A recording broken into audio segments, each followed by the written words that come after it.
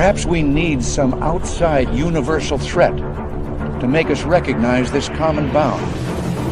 I occasionally think how quickly our differences worldwide would vanish if we were facing an alien threat from outside this world.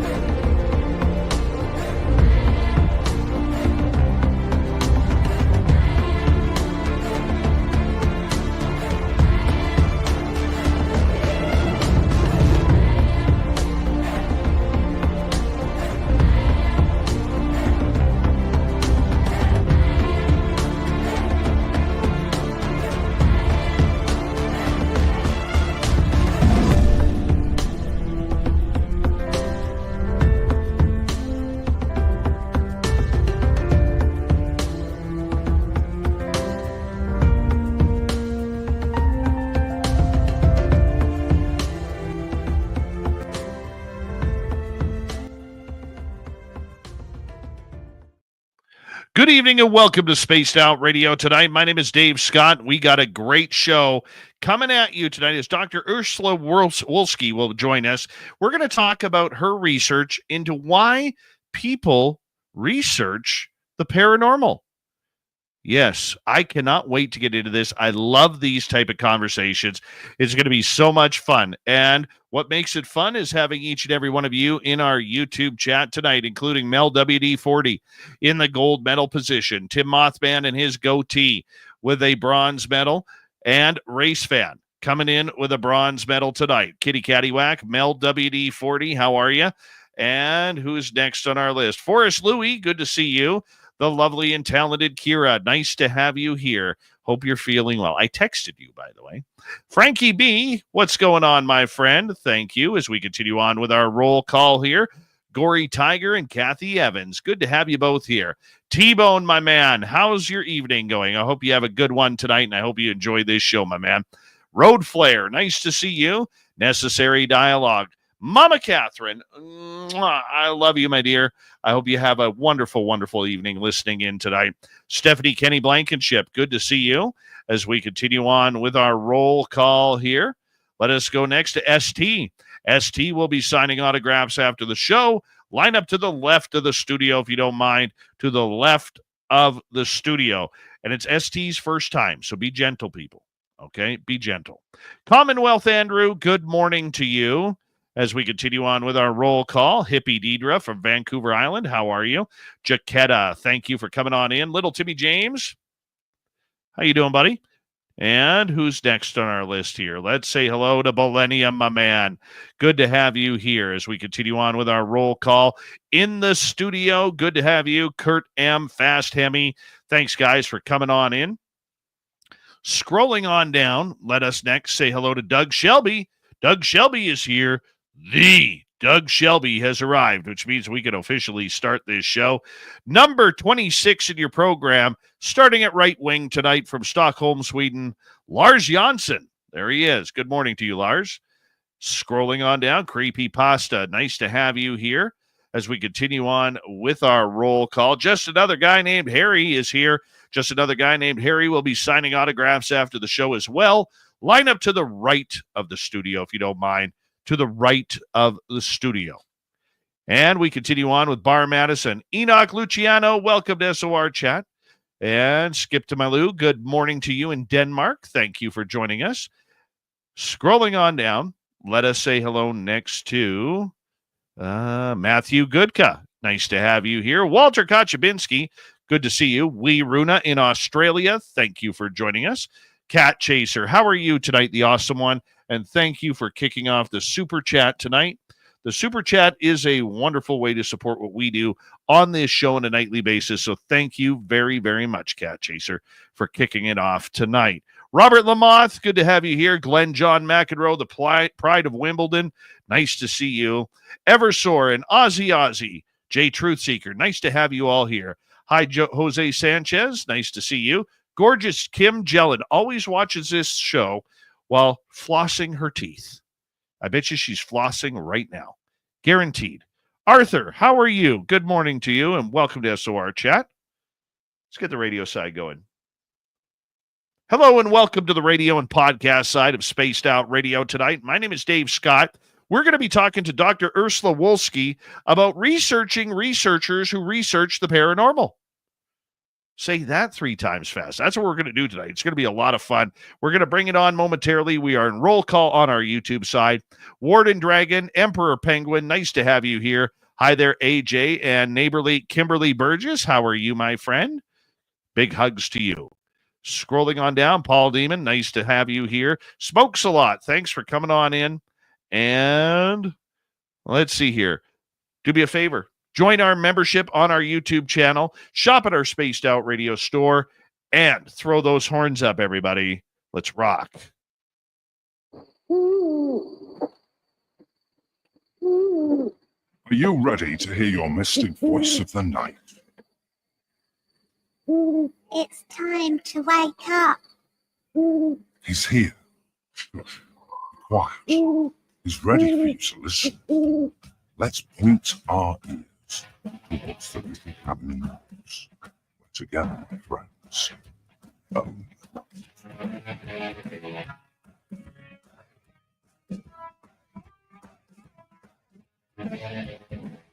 It's time for Spaced Out Radio with Dave Scott.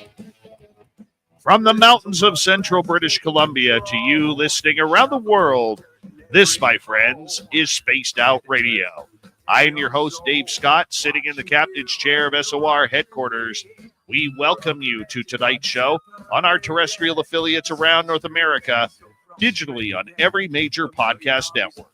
Our website, spacedoutradio.com. We have a plethora of features for you. Rock out to Bumblefoot. Read the news wire. Check out our swag as well.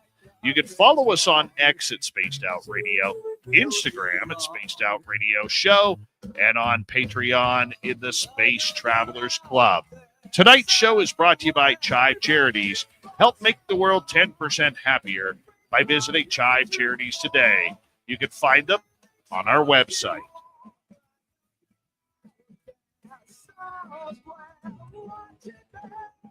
We have a fantastic show coming at you tonight. We are literally going to get into someone who researchers who are researching the paranormal. Momentarily, Dr. Urszula Wolski will join us. Then in hour number 3, Swamp Dweller will join us for another spooky story. We're going to follow that up with Robin Haynes coming in for the UFO, or make that the cryptid Q&A.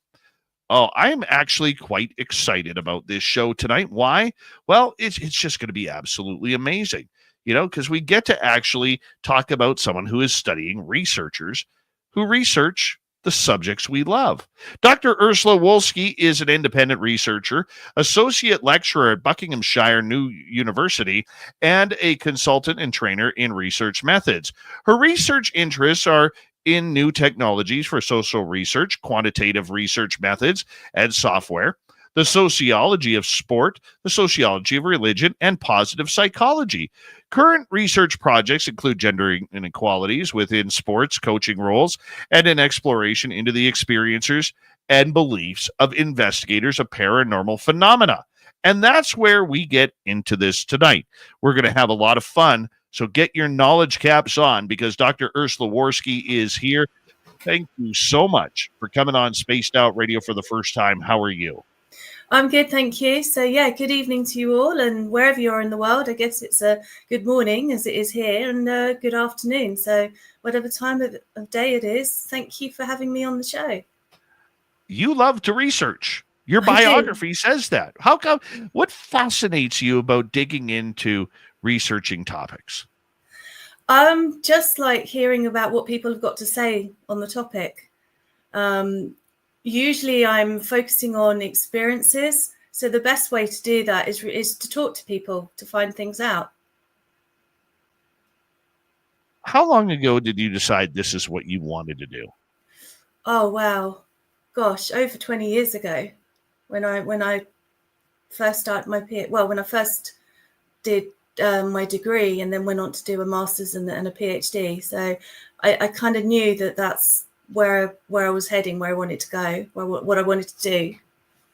What is it about people and their patterns that just makes humans so fascinating? Because sometimes they're quite predictable, but also very unpredictable as well. And like I said, the only way to find that out is to talk to people. A bit like what you do on the show. True. Except you have a doctorate behind you. I don't. I just have my journalism degree. That's it. But that's either not way, just, is it? talking about people and learning about people is such a fascinating subject to me. Like, I've been in conversations and I've been invited to conferences and talk to people about these subjects and many other subjects for the better part of my life. You know, I graduated college in 1998, and I've been pretty much interviewing people ever since. And I think it's interesting to watch how people react, how they talk to you with, from without a microphone to compared to when a microphone is in their face. It is always very interesting to watch how the psychology works behind that. People are fascinating, though, and everybody is different. But, how did you go about choosing your topics that really intrigued you to study? So the paranormal investigators one, I went to a conference about 2008 now, I think it was. I can't remember how I found out about it. Was it word of mouth or someone told me about it? And it was called Exploring the Extraordinary. And that's where I first learned that academics are researching the paranormal. I didn't know that. And then I thought, well, okay, and then that's when I discovered groups. People go out and do investigations. It's not just confined to a lab. It's not just confined to academia. And I'm like, okay, so what are their experiences? Why do they do this? A lot of groups go out almost every week or once a month, spend most of the time it's overnight because that's when there's less noise from the environment, less people around, depending on where they are. What makes people do that and why? And what do they experience and what do they make of those experiences? So I was just interested to find out. And I found out that there hadn't been much research done in that area. And I thought, brilliant, why don't I do it? I love it. Now, have you ever believed in the paranormal? Had you had an experience that maybe intrigued you about this topic, or was it just off the cuff? I've always had an interest. So whether it's from, the good old Ghostbusters films,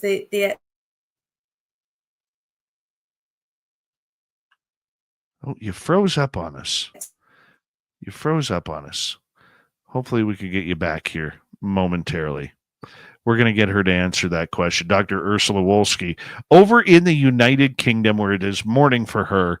So we're hoping that we'll be able to get her back here momentarily as she, sometimes technology doesn't want to work. There is a big ocean in there. See, in my conspiracy theory about her just having this happen and freezing up on us, there's only one solution to this. Megalodon. Megalodon obviously bit the jumper cables that run in between North America and Europe for communication, and we are now screwed for it. So thank you, Megalodon, for taking a chomp out of the wiring, going across the ocean, and ruining everything that we're doing. People are amazing, aren't we? We are amazing. Different cultures, different backgrounds, different belief systems, absolutely everything. Absolutely everything that we adore. Have you ever just sat back and watched people? One of the reasons why I love going to Las Vegas is just so I can watch people. You watch couples walking around, you watch friends, getting absolutely smashed, liquored up.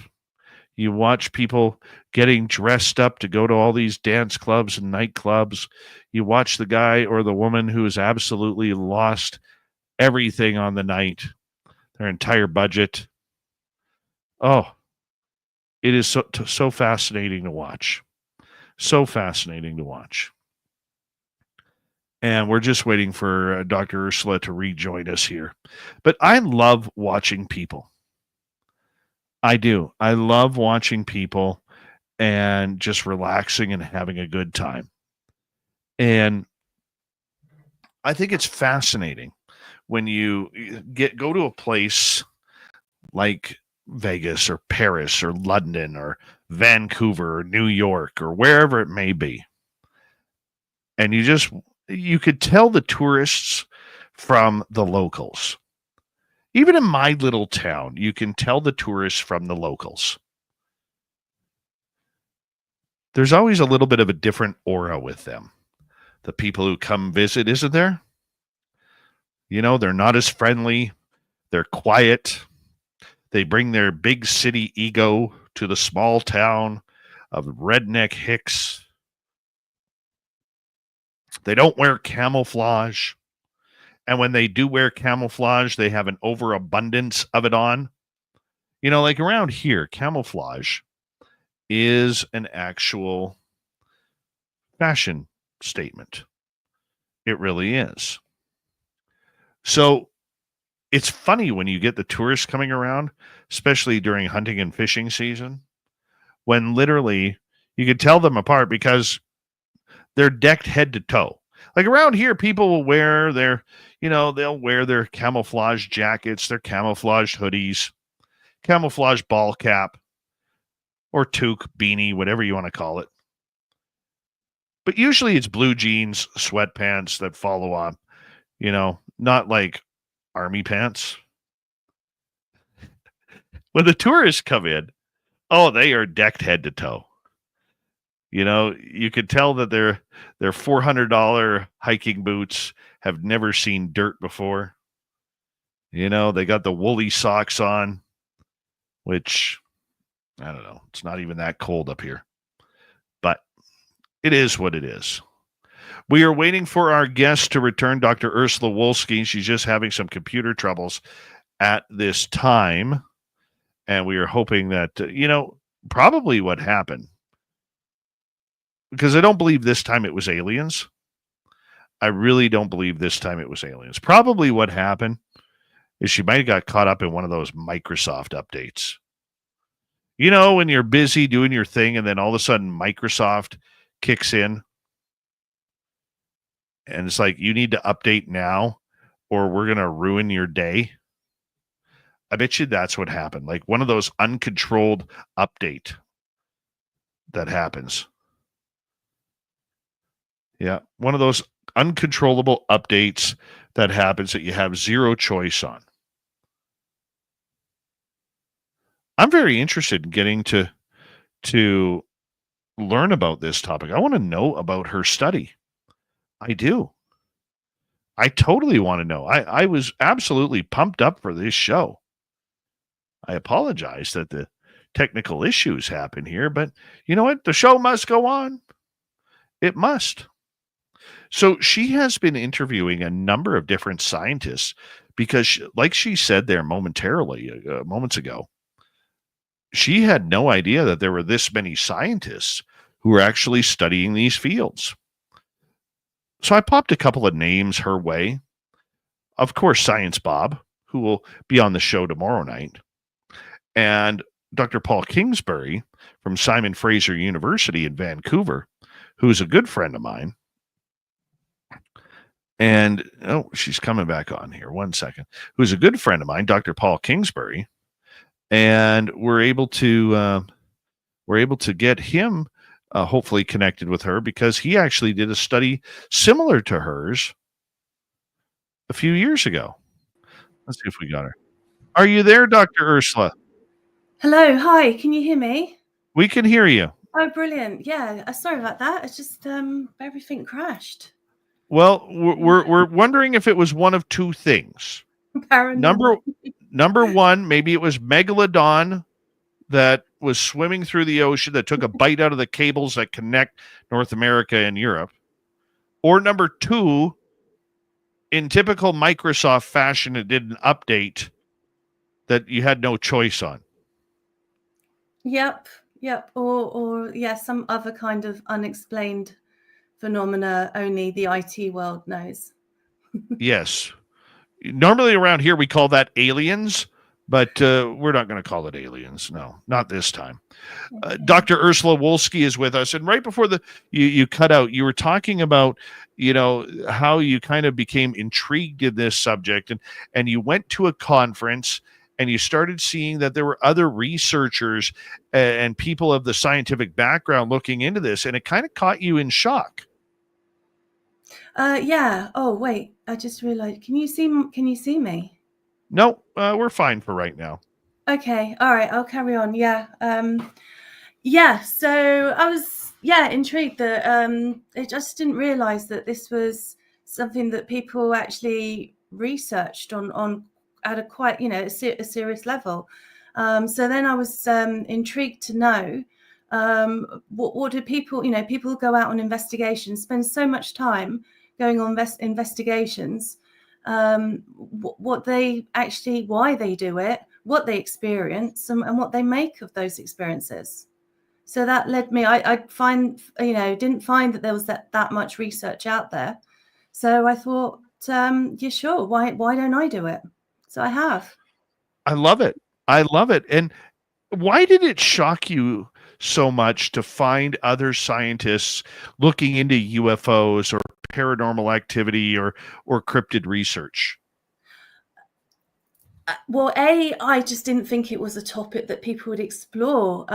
Always because of my own interests. And you mentioned before I lost connection that I'd had a few experiences of my own. Everyone knows someone else who's had some experiences, but yet in some situations it's still regarded as taboo.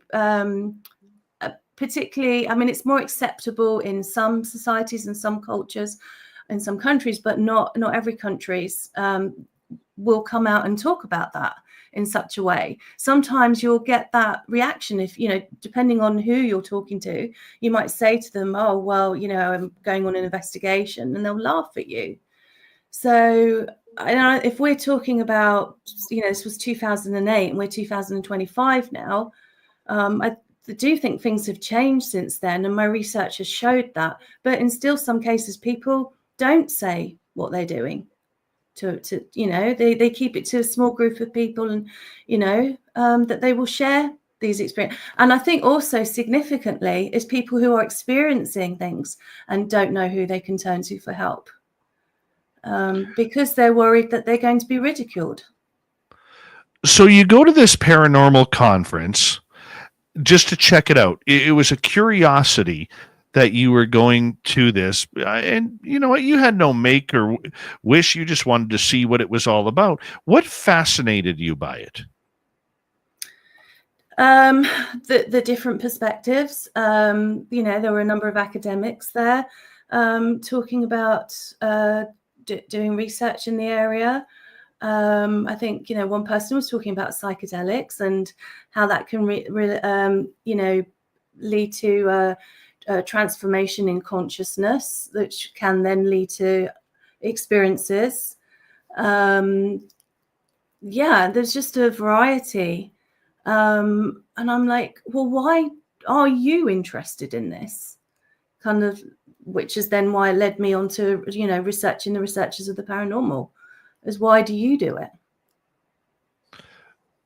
As you started talking to people, we're going to get more into this in the next half hour, but as you started talking to people, did you look deep inside yourself to just kind of say, I think I'm onto something here. I think there's something here that I need to take a little bit more seriously. How did you question yourself on it?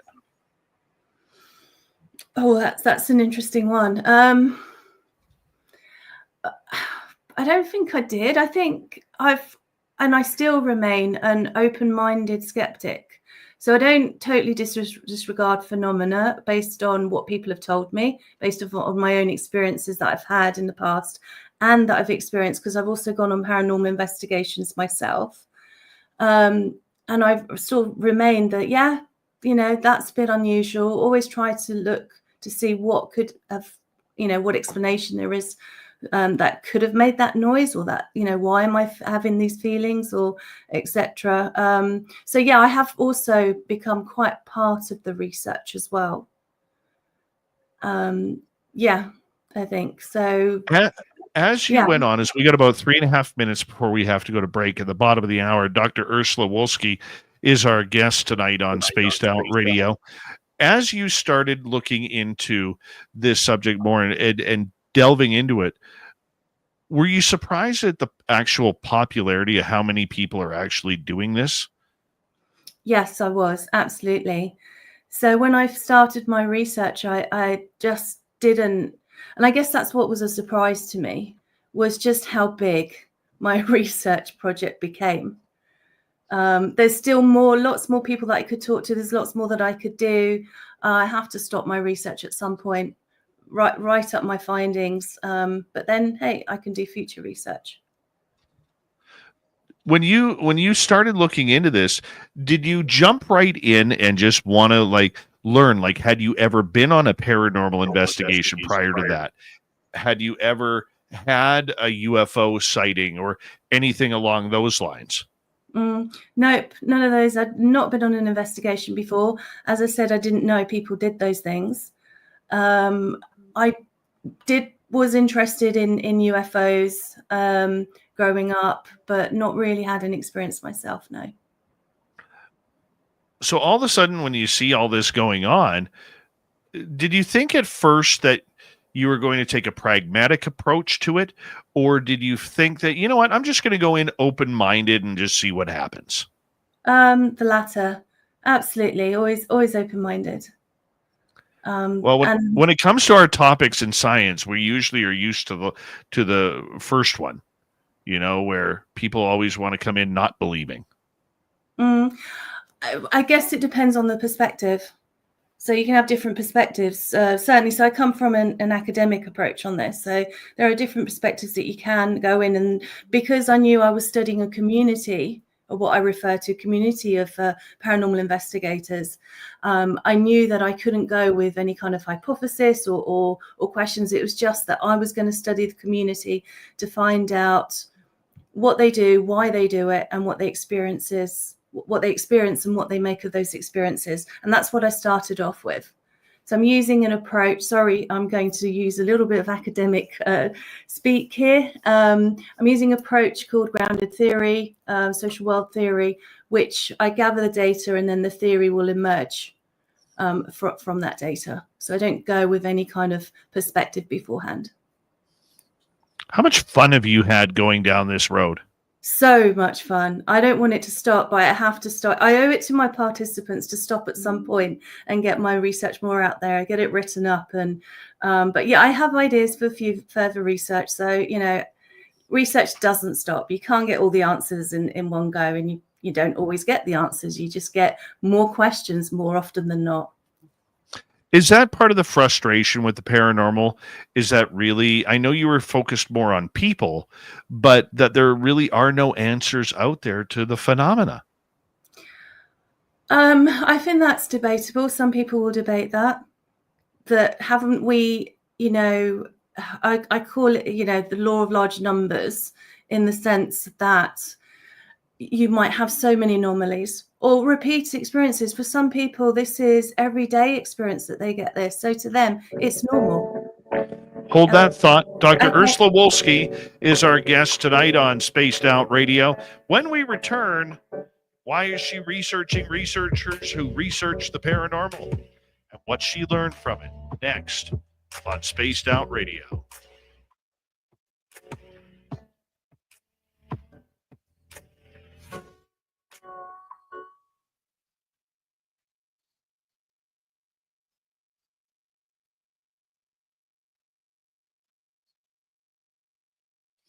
All right, we are clear. Okay, so I don't know You why. want to retry restarting your camera? Yeah. Okay. It's not hooking up. I've not had problems before. I've changed computer. So this is a new one. It should work fine. Camera. Okay, I've gone into settings. So Yeah. While you're doing that, I'm just going to say hello to. oh, there we you go. are. There you are. Jeff Steve Garvey is here. He'll hit a home run for you. Who else has joined us? Lenda, nice to see you. And who else here? There we go. It's going to move as well as I move. So Love it. Love it. This is a great convo so far. Yes, Dave did change his microphone cover. I got a new one. I got a purple one too. Where did I put it? Up here. Hold on.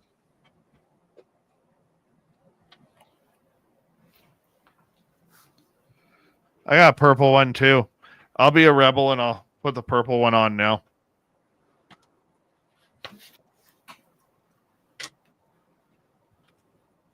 Let's be a rebel. Testing 1 2.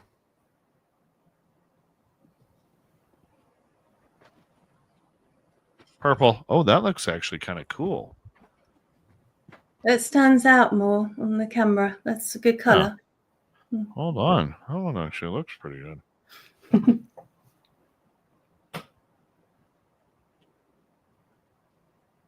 Sirens going off around here. We're still live on the podcast, aren't we? Yeah, we're still live on podcast and YouTube. Okay. Good morning from the UK, Ian McFadden. How are you?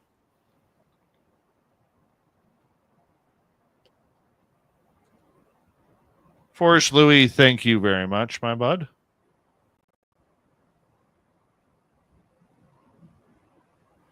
All right, that's an ambulance siren. That's...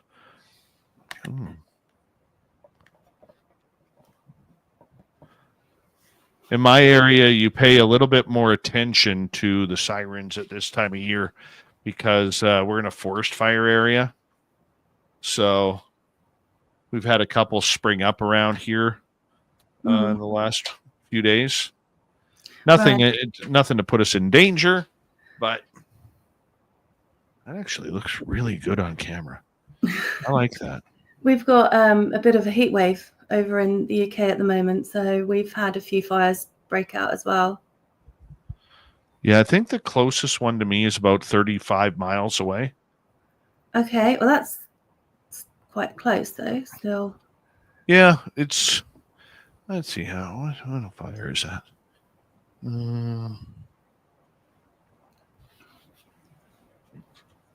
Where are we here? Let's check the map here.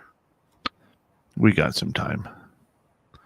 Wildfire service. Let's check the map here. Come on, give us the map.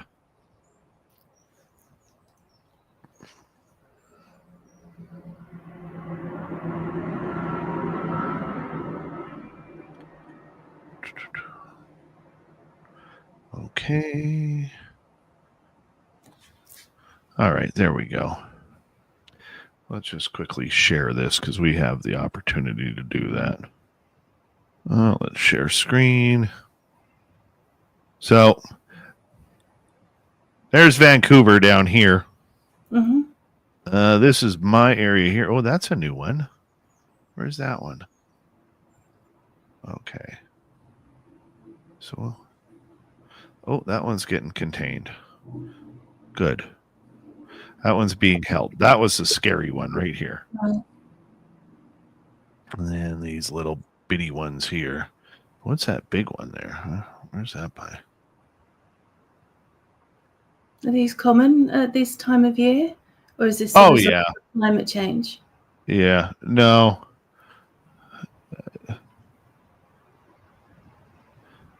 No, it's not climate change. it was lightning that caused it, but that's normal for this time of year. Okay. Yeah, because the moisture hits the mountains and then lifts the clouds up to get over top of the mountains, and that's where it kind of causes everything to happen in my pseudo-professional way. Give me 2 seconds here. Thank you to Cat Chaser, T-Bone, Kira, and Louie for the great super chats. Here we go with the second half hour.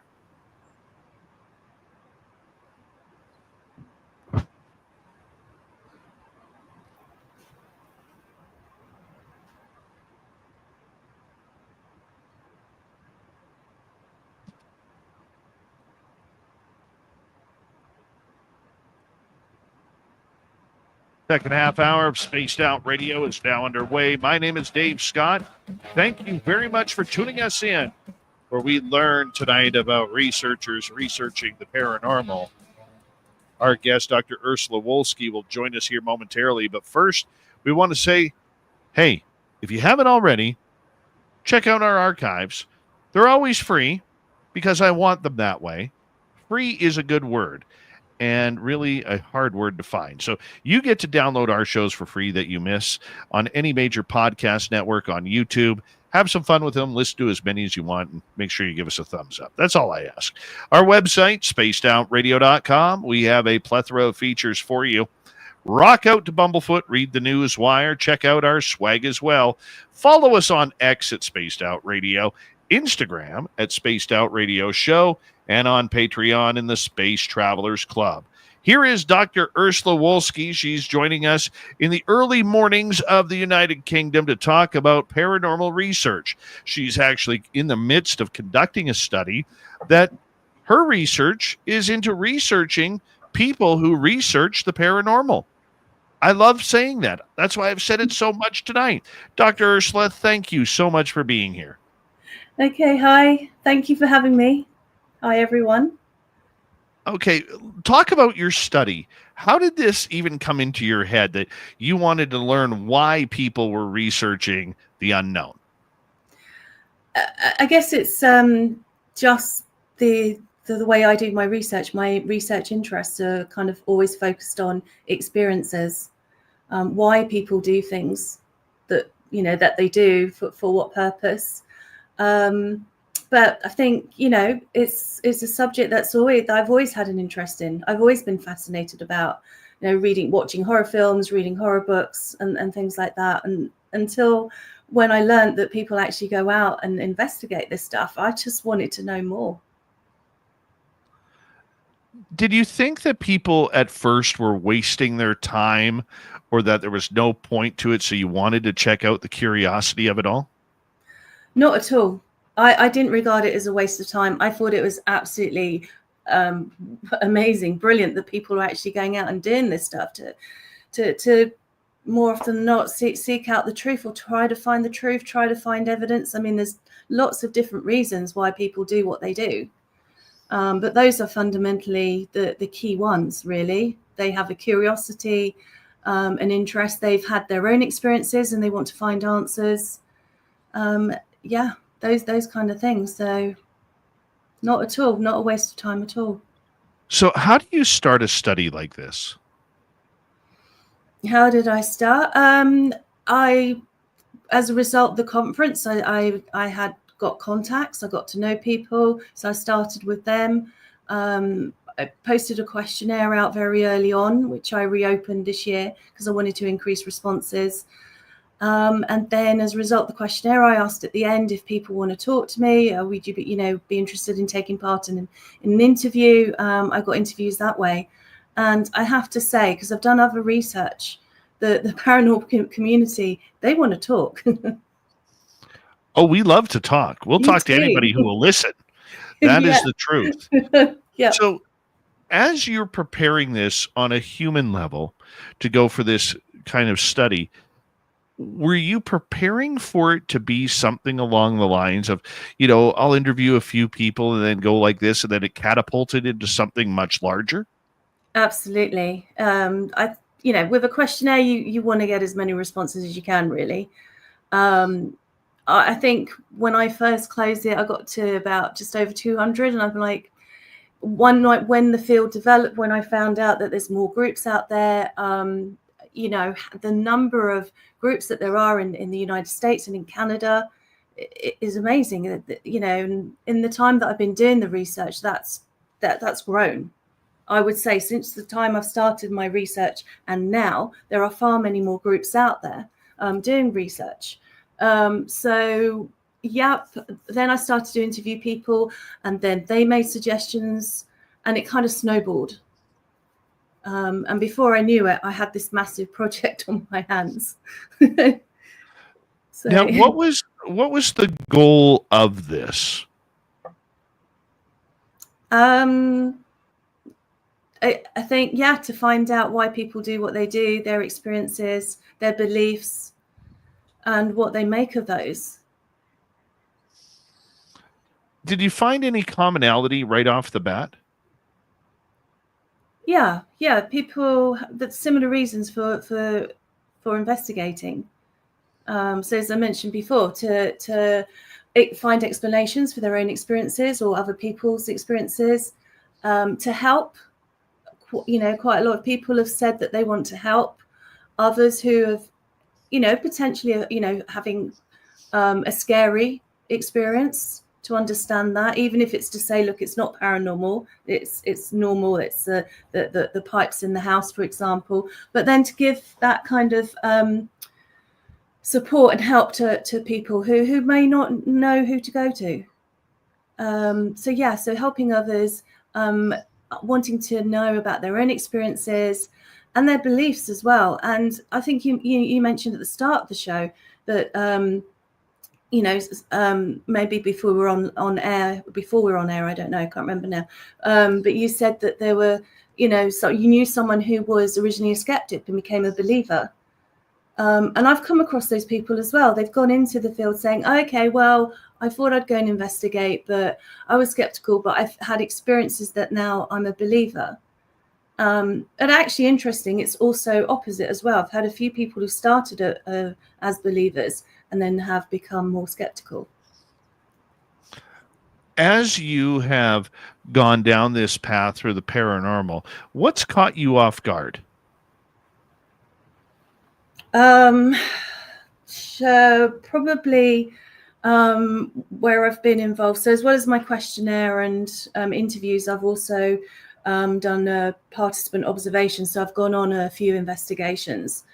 First off, was not prepared to experience a few things that I did. And that has resulted in me staying. I'm now part of a group that does investigation. I'm now a paranormal investigator, which now that part is not part of my research, but I joined a group and I stayed. So that I wasn't expecting that. I wasn't expecting that then to suddenly become part of my life. So my experience is joining a group and staying. Yeah, and the fact that what started off as a research project, I now see as probably a lifetime that I'm going to keep in and keep looking at and keep wanting to know more and understanding and never stop talking to people. That's the best. As a scientist, you have a job to do, but as a person of intrigue, this has really caught your attention, has really, you know, made you want to find out more on a personal level. It's kind of a cool combination. Absolutely. And I have to, as you know, as being an academic, as being a scientist, remain objective in my research, which is why I have spoken to people who are skeptical as well, just to get that balance. But absolutely, you know, you asked the question, would I have, you know, what surprised me, what shocked me is how much this has affected me on a personal level, for sure. Well, let's go down that road. How has this affected you on a personal level? It's led me to question my own belief system. I mean, I was raised Catholic, kind of practicing, non-practicing, I guess, like, you know, weddings and funerals, why a lot of people I know. So, you know, but I've also sort of have other beliefs that may be kind of Buddhist or even pagan. just be a nice person, basically, is what I believe in. But it's made me feel that there is more out there that we don't know. Right. That sometimes maybe go we ahead, shouldn't. please. Sorry. It should be left alone. Were you Oh, like no, that's most fine. I science? mean, this is something that I've learned as a result of talking to a variety of people. So I think it's important to say that I have spoken to people in different countries in the world, and majority are UK, USA based, because I think that's where this paranormal investigation is bigger. You can go to a town, city, and there'll be a group doing an investigation. In other countries, it's less so. There's still groups out there. I've had to dig deep to find them on social media, but they keep it more quietly. It's more behind closed doors.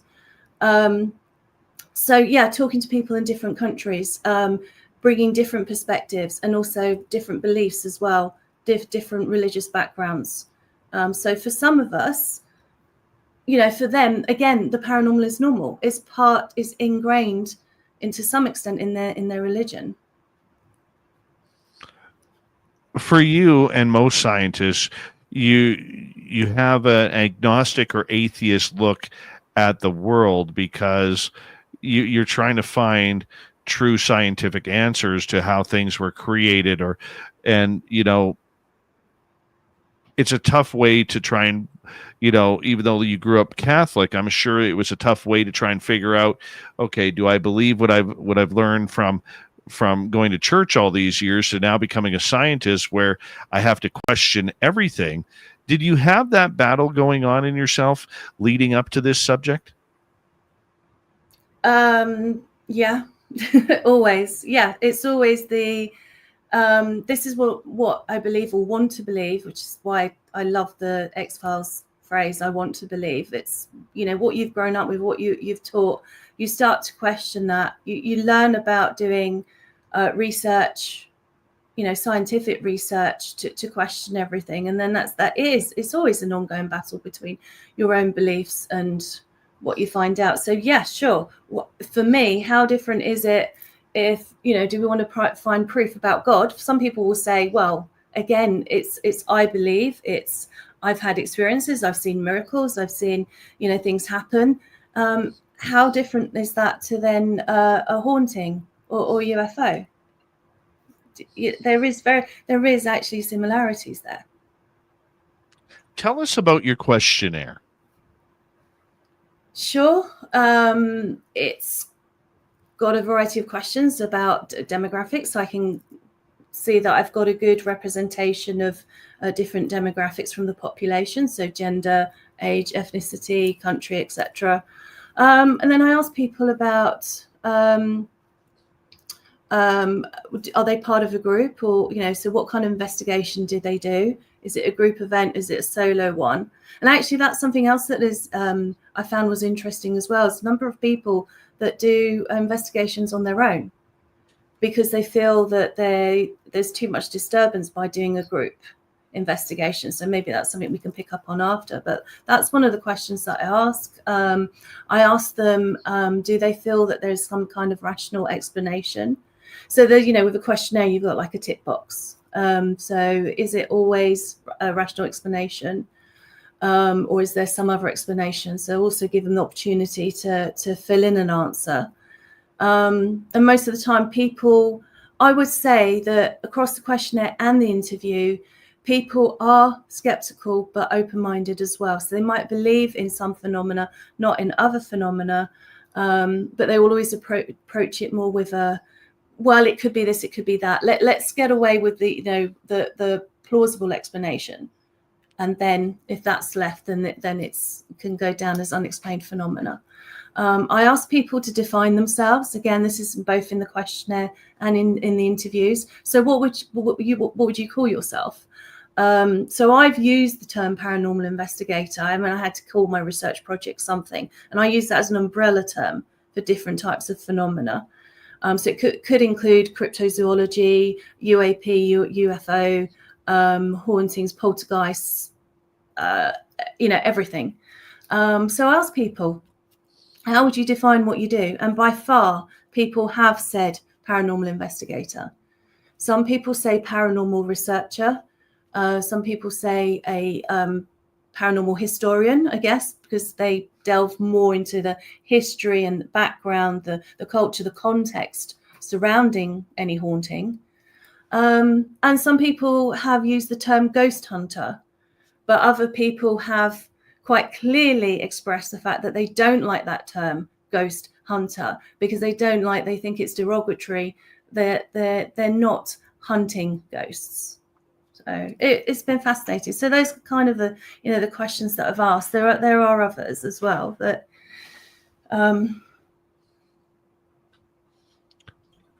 So as you continue to kind of go on to your first paranormal investigation after putting this study out, how did you redefine any of the questions on it as you were now learning how to chase down spirits and ghosts?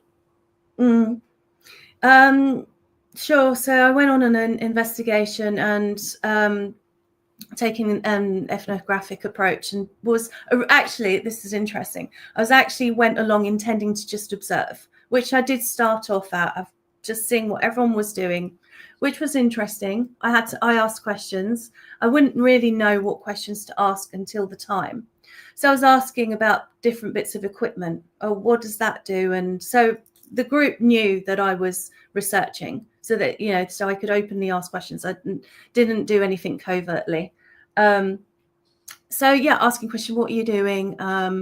What equipment does that do? And they explained to me the kind of process that they would go through. And that's something that's common with most investigation groups. As you go along to a site, you split up into smaller groups, use equipment, audio, video, EMF readings, and I've learned about all sorts of equipment. I'm still trying to get my head around some of it. They do calling outs as well. Most groups, including the group I was involved in, had a medium or sometimes they refer themselves to as a sensitive. So they would use themselves as a tool. So yeah, it was fascinating going along on an investigation, particularly for the first time, and just seeing just how it goes. And I'm guessing,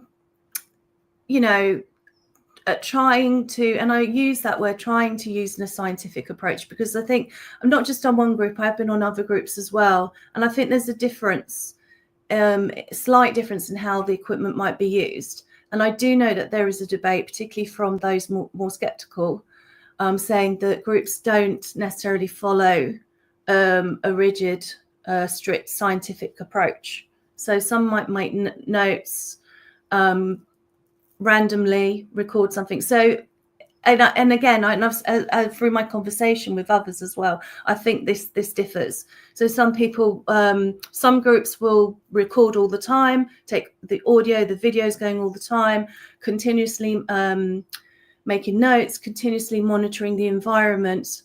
To me, that's more of a scientific process. Perhaps it's less fun though. Other groups are less kind of so systematic and so vigorous in doing that.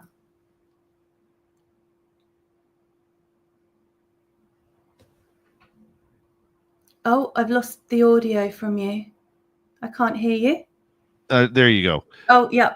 Did you just focus the entire study on ghost hunting, or did you want to include UFOs? Because even though it's a different genre, it is still kind of a strange type of investigation. I would have happily have done anything, but by far it was ghost investigations that are available. Yep, if someone said to me, we're going to go, there's been a sighting, do you want to come out? Sure, I would. It's just the way that the research unfolded that was by far the most common that people do, type of investigation that people do, certainly in the UK. So all my investigations have been UK based. I mean, that would be for future study, is I'd love to go and do investigations in some other countries. So that therefore then might be UFOs or searching for Bigfoot. I'd love to go on and go and search for Bigfoot and things like that. Absolutely. But by far it has been, and that even in the questionnaire as well. So not just investigations, but interviews, questionnaires, by far people are most interested by far it has been ghost investigations. And I think that ties in with people's belief system, wanting to find out. And another thing that I could have mentioned earlier is people's want to know, do we survive bodily death? So is there life after death? Which I think is a fundamental human question. Naturally, we want to know that. 100%. I mean, I think for a lot of paranormal investigators, and I have interviewed hundreds over the years, I think there is a mass confusion of what they're actually trying to accomplish. Mm-hmm. Are you trying, what are you trying to solve? Are you trying to solve a mystery? Are you trying to solve whether or not there's life after death, which I think should be the most important question, because we all have something in common. We're all going to die one day. Absolutely. And for many of us, self included, we'd like some 100% confirmation that, we aren't a Darwin Award for a one and done. I mean, I kind of like living, and I know most people I know like living too. And so, I think for a lot of the paranormal, at least in my opinion, I'm curious yours, there is a confusion of what they're trying to do, because there's a big difference between scientifically researching this and going out for thrill seeking. Mm-hmm, mm-hmm. And I think there's a kind of a range. So I think I've spoken to people who are parapsychologists. So will very much follow the scientific method and the way that they do things. They'll set up experiments. Then you've got, I think, like more group type events, but also solo investigators that fall in between the strict scientific method and then the thrill seekers. And then, of course, at the other end, you've got the thrill seekers. I think by far, certainly in the interviews, I've spoken to the majority of people in the middle, but also parapsychologists. No thrill seekers in the interviews. Obviously, there may be in the questionnaire responses. So I do think there is a variety. I think that part of the problem is there is no professionalization of this. Aside from being in an, I've spoken to academics as well, that, parapsychologists that do this investigation. They might not go on a group investigation, but they research psi phenomena within the kind of a more of a laboratory setting or a I forget what it's called now, but field investigation, but still using a more scientific process. So I think there's a variety. So I think that's something that the skeptics will then bring up and question and say, well, you're not doing this following the scientific method. You're doing it kind of more haphazardly. So of course there's going to be faults. They're going to find faults. But equally then, how can you use the scientific process for somebody who's psychic, who's a medium? They don't need to. They intuitively pick up on some are. So you've got clairaudient, you've got so people who hear things, you've got people who see things, or people who just feel things. Okay, so there's different types of mediums there. Well, they can't be tested. I mean, sure, you can go into a laboratory and be tested that way, but when you're out on an investigation, that's not possible. And they will argue that actually myself is the instrument, and that is enough. So for me, and this is how I do my research anyway, is kind of a mixed approach. So you get the objectivity. So I can do that through the questionnaire. I can do some statistical analysis with the questionnaire, but I have also spoken to people and have asked them about their experiences, and they could be subjective experiences, but I think that's equally important as well. So and I guess the other thing to say is a lot of the time, paranormal phenomena are one-off anomalies. So how can you capture that scientifically? I don't think you can. I really don't. We're going to continue this conversation in hour number 2 with Dr. Urszula Wolski, who's looking into why people research the paranormal. Yes, researching researchers who research the paranormal. It's a great night on Spaced Out Radio. Hour 2 coming up right after this. This is Spaced Out Radio with host Dave Scott.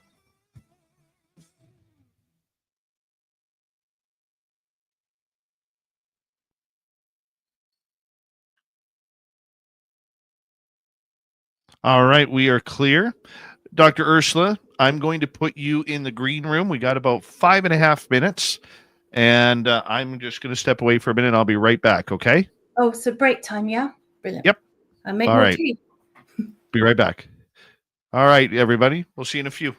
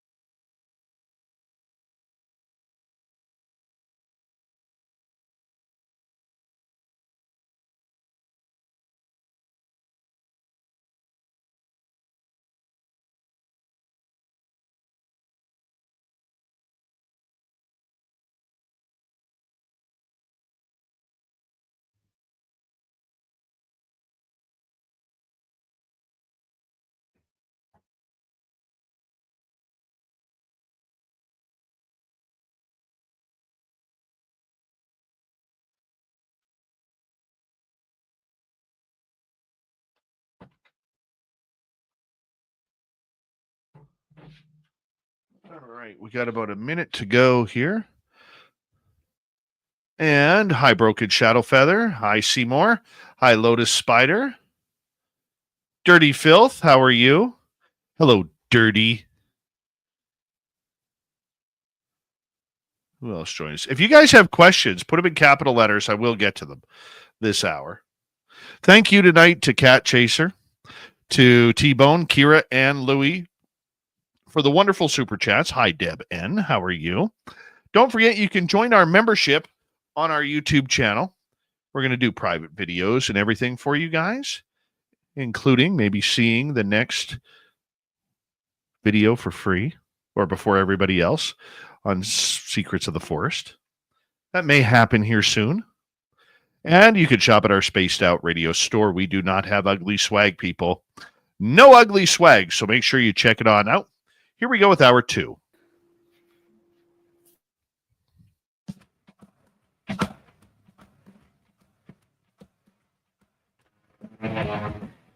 Hour number 2 of Spaced Out Radio is now underway. Thank you for joining us. My name is Dave Scott. We greatly appreciate earning your listening ears wherever you are on this beautiful planet we call Earth. Hello to everyone listening in on our terrestrial affiliates around North America, digitally on every major podcast network. Our website, spacedoutradio.com. We have a plethora of features for you. Rock out to Bumblefoot, read the news wire, check out our swag as well. Follow us on X at Spaced Out Radio, Instagram at Spaced Out Radio Show, and on Patreon in the Space Travelers Club. The Desert Clam has set the password for tonight in the SOR Space Travelers Club. Quasi. Quasi is your password. Use it wisely, Space Travelers, as the Clam sets the password each and every night right here on Spaced Out Radio.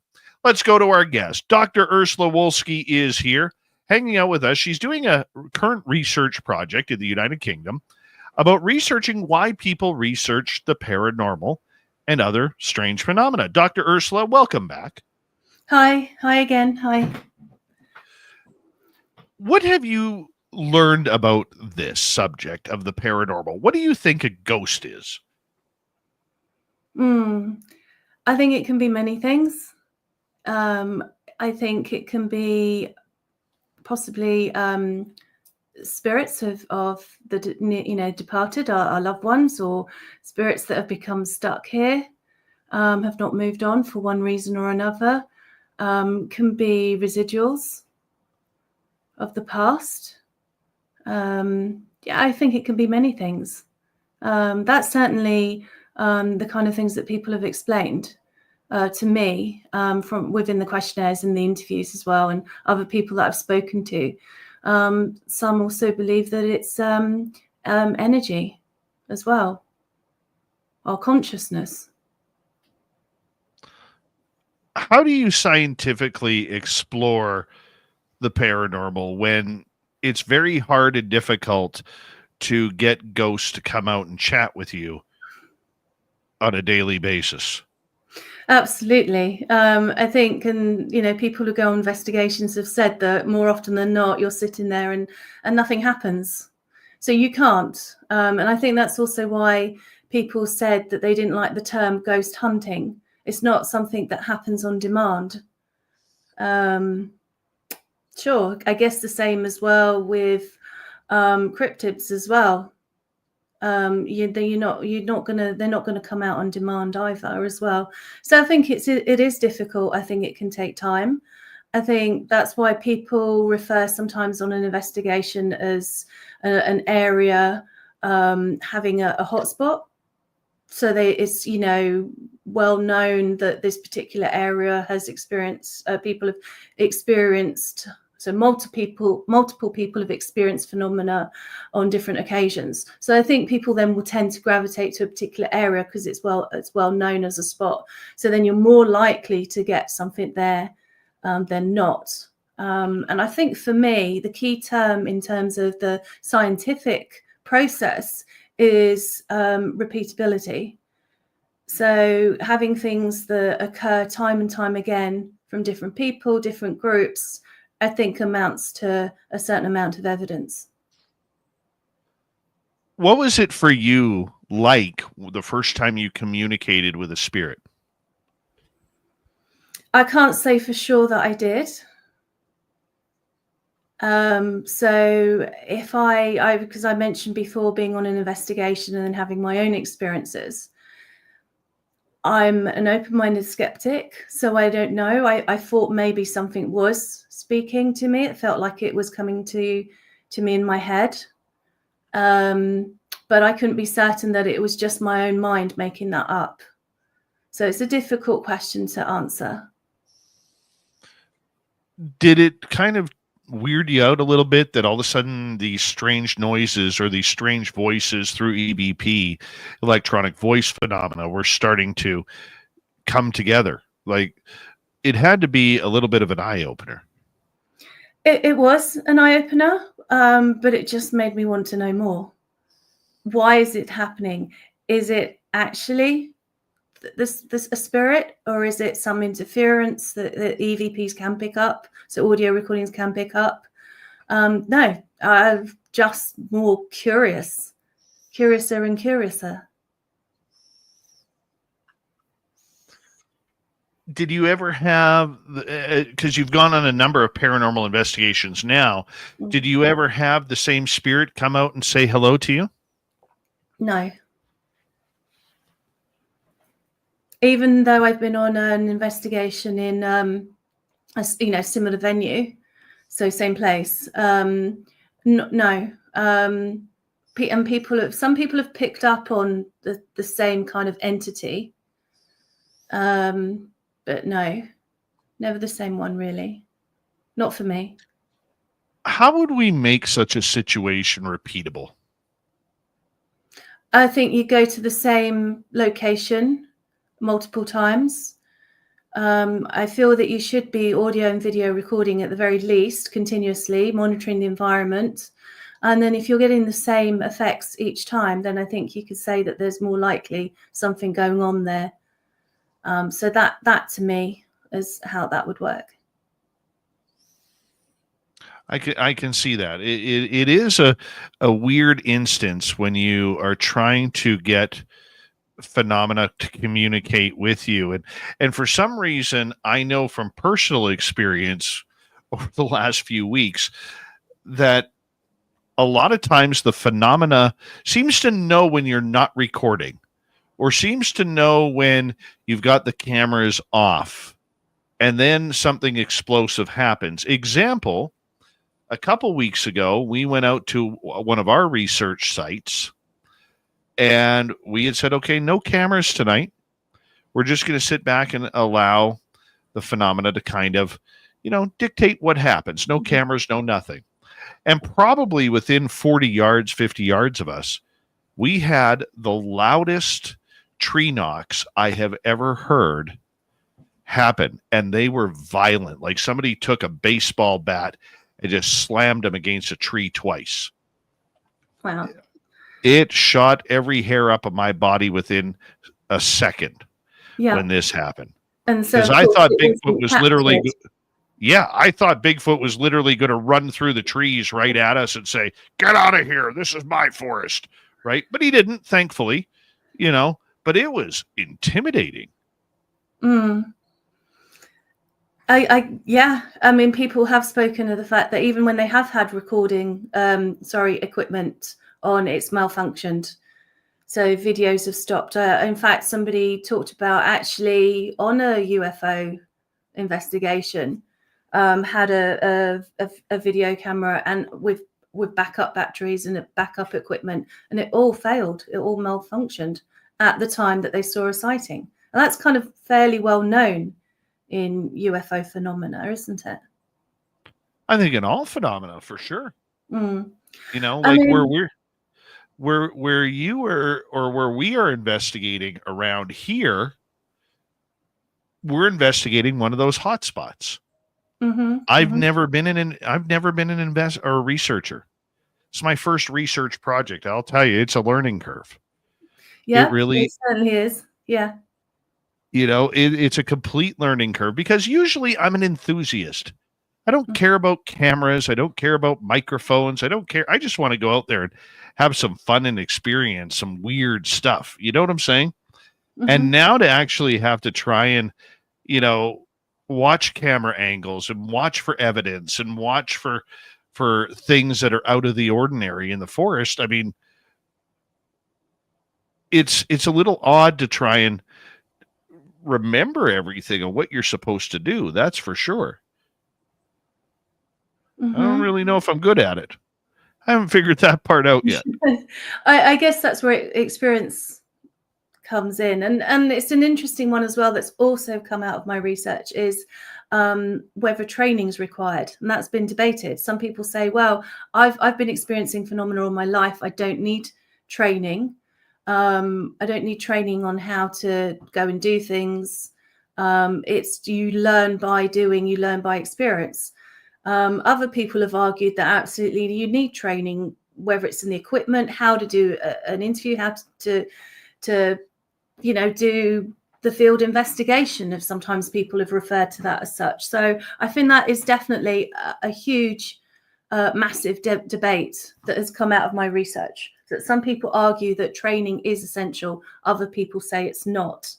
Of course, the other issue that comes, related to that is the question of ethics. Are people doing research or their investigation ethically? Some would say yes, they do. They follow a strict process. Others have not. I mean, I think everyone has heard of stories that people going around, and this is when I'm referring more to private investigations rather than sort of the more public ones, where you might go to somebody's house because they're experiencing unexplained phenomena and been told that you've got a demon there, which then freaks the hell out of the people. And they might do, they might not do. So I think that is definitely something that's come out of the research, is there's a big question of ethics. Are paranormal investigators, whatever they're investigating, are doing that ethically? And again, that could relate to going outside looking for cryptids or UFOs. Are you trespassing? Are you disturbing other people in the area? Or all sorts of kind of ethics that arise. So yeah, I think that was interesting as well, that came out the research, out my research. Do you think that we are doing this, or pardon me, let me rephrase that. Should we be doing this? Should we be trying to get in contact with the deceased? That's a good one. Sure. I think that if the deceased, we could turn that the other way around. Would the deceased want to make contact with us? And I think then that's a common occurrence, particularly when someone's recently lost someone. Again, skeptics would argue that, well, you're grieving, so that's why your emotions are heightened. But what if loved ones, was a final way of saying goodbye? Isn't that though? Sorry about that. Isn't that though just the romanticism of it all? Perhaps. But then I think you mentioned earlier that, we want to know, do we survive bodily death? And that would be one way of finding it out. If we can communicate with the dead, then that's one way of telling us. It's all right. You hear, and sure, we hear from a loved one and say, it's all right, I'm in a good place now. I'm happy now. That gives us comfort. That gives us reassurance to the loved ones that are still living. Sure, is it a romanticism? I guess in some cases it is, but for others, it's, again, I think part of us being human. If that's going to bring comfort to people, then okay. And I think that's why people go to mediums. Let's quickly talk about your study again for a minute, because earlier on in the show, you said all good things must come to an end. Paraphrasing here. You've been doing this for how long?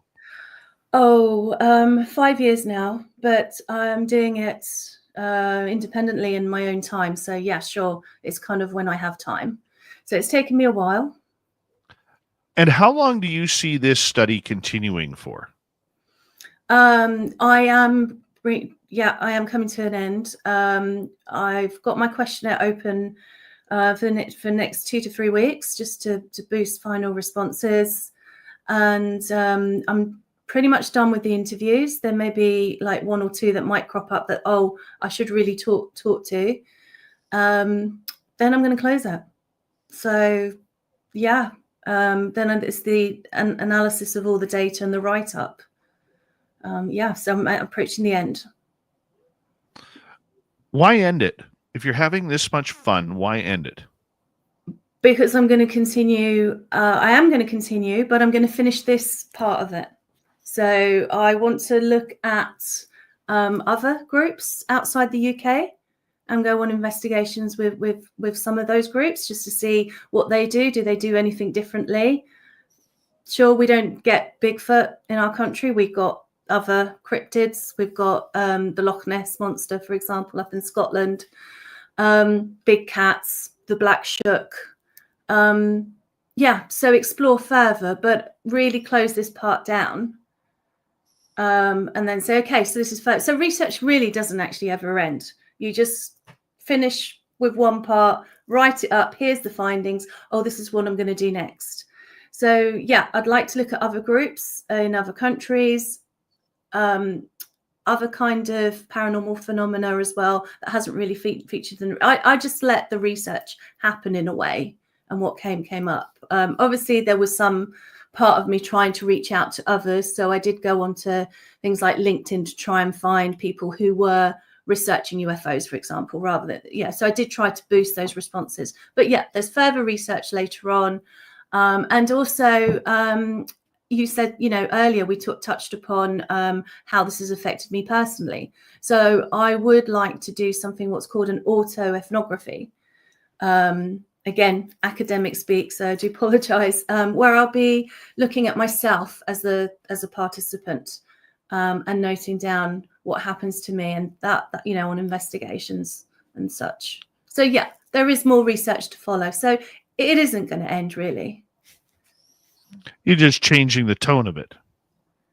Sure, yeah, direction. So as a result of doing some research, you get some findings, always leads to more questions, and then the research continues. This is a story that never ends. Because the phenomena of it all, I personally believe that everything is tied together. So ghosts are tied to UFOs, which are tied to cryptids, which are tied to consciousness and near-death experiences, astral travel, ESP, you name it. I do believe that there is a common thread that we have yet to discover in this. And a lot more researchers before me have kind of figured that out and kind of taught me about it. And a lot more are starting to figure that out as well. Have you noticed any commonalities between the phenomenons or the subjects of the phenomena? A few people have said just what you've said, that there is a connection between all of these. And one participant I spoke to in particular talked about quantum entanglement, which was a new one on me. Yeah, I sort of vaguely have an idea about quantum physics, but he was talking about quantum entanglement and how we're all kind of connected through the universe. So yeah, that was one of my most recent participants. So I've yet to go and read up about quantum entanglement. So if you have a better idea, then please, you can talk. What's funny is I actually try and dodge the science of it all.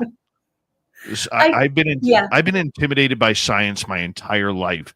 I love it. I don't understand a word of it, but with this show, my focus of this show is to try and bring the feeling aspect of what people go through, whether they are researching or whether they're writing a book or a novel or they're wanting to tell their own personal story of how it's affected them.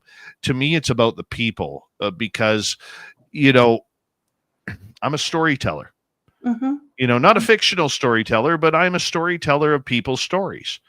And that's what we want to kind of bring out as a focus. So that's what I kind of stick to, just like you have a focus with your research. You can't stray off of that.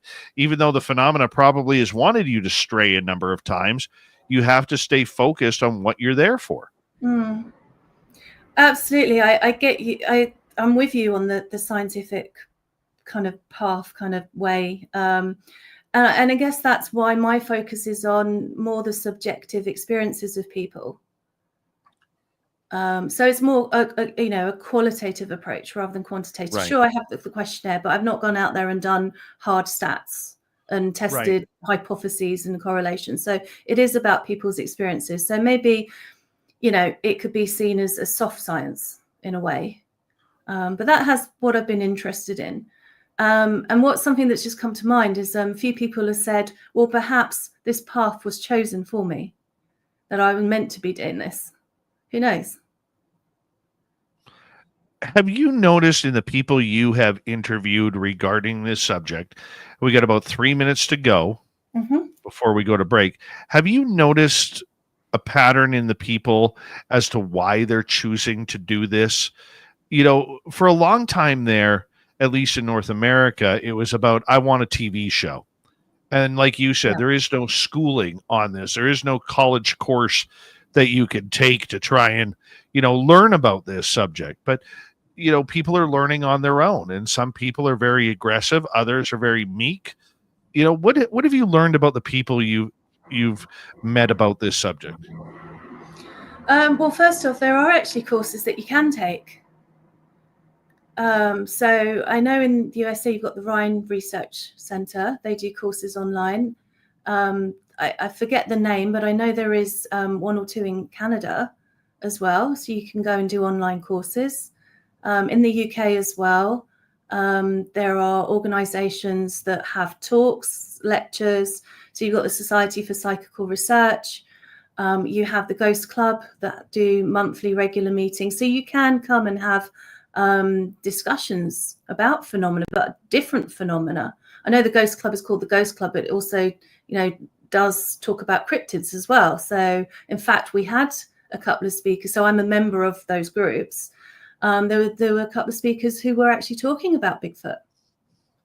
So there are places that you can go and learn and talk about this, but there are also courses as well that you can do online. So I think it's there if you want to. And I know people that I have spoken to have done those courses, but others just say, well, experience is enough for me. I don't need to go and study this formally. Sure. Okay, fine. Fair enough. So for me, that was the kind of commonalities that there were people. Again, I think it just leads to this curiosity of why people are doing this in the first place will then lead to curiosity to wanting to find more, learn from others. And how do you learn from others? By people who have done it, who then put their knowledge into courses. So, I mean, I personally would study to find out more, talk to others to find out more. So I think that's, I think also there's a big group in India as well. I believe they offer courses as well. I'd have to check my facts, but certainly there is a big group out there. Well, you know what? I want to learn more about this, and we do have some audience questions coming up for you in the next half hour on the show. We have Dr. Urszula Wolski for another 30 minutes on Spaced Out Radio. I love the fact how Urszula is so open-minded to learning not only about this subject, but it's a whole different divination of science that is just budding out there that we call the paranormal. We'll be right back.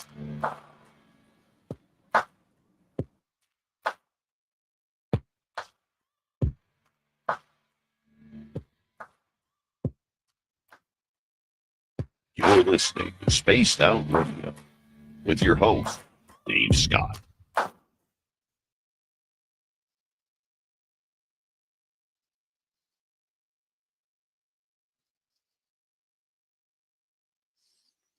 All right, we are clear. This has been awesome. I can't believe how time has gone so quickly. I know we had a little break earlier and enabled me to make more tea. But yeah, I feel like I'm only getting started. Right? Right? I think it's been a great conversation. I think it's interesting about the scientific method because maybe we can touch upon this when we go back again about how a lot of people have said that there just isn't the terminology within the current science paradigms. And I think that that's true. We can do that. Mm-hmm. We can do that. Definitely. We can do that. So what's for breakfast? Me? I don't know. I haven't thought about breakfast. I'm just thinking when we finish this, I need to make coffee. So, Jerence Carter, how you doing? Good to have you here.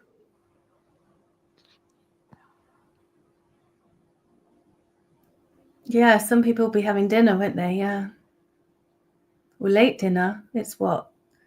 What time is it with you now? 10:30? Right now, yeah, it's 10:30, yes. Mm-hmm. Nobody's eating breakfast foods for dinner. I know what you guys are trying to do in the chat room right now, and I don't like it.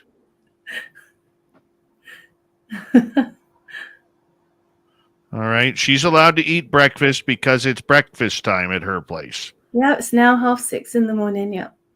None of this crazy talk of eating bacon and eggs for dinner. It's not a dinner meal. It's a breakfast meal. Oh, bacon and eggs sounds good. Yes.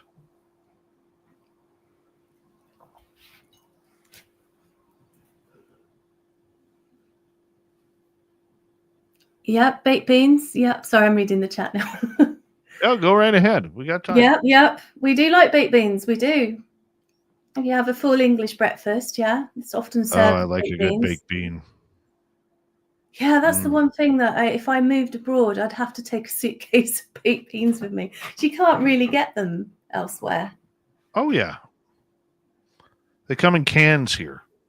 You get, oh, yeah, okay. All right. Well, maybe other, France, Spain, those kind of places, you can't really get a tin of baked. You might be lucky, I guess. I can't believe I'm having a conversation about baked beans at 6:30 in the morning. Well, it is breakfast time, so. Well,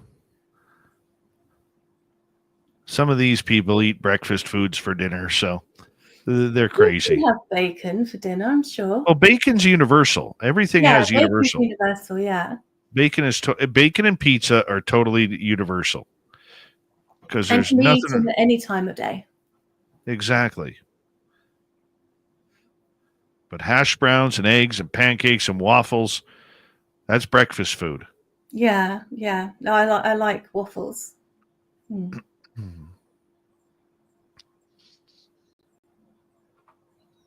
We have about a minute and a half, just over. Super Ron, how you doing?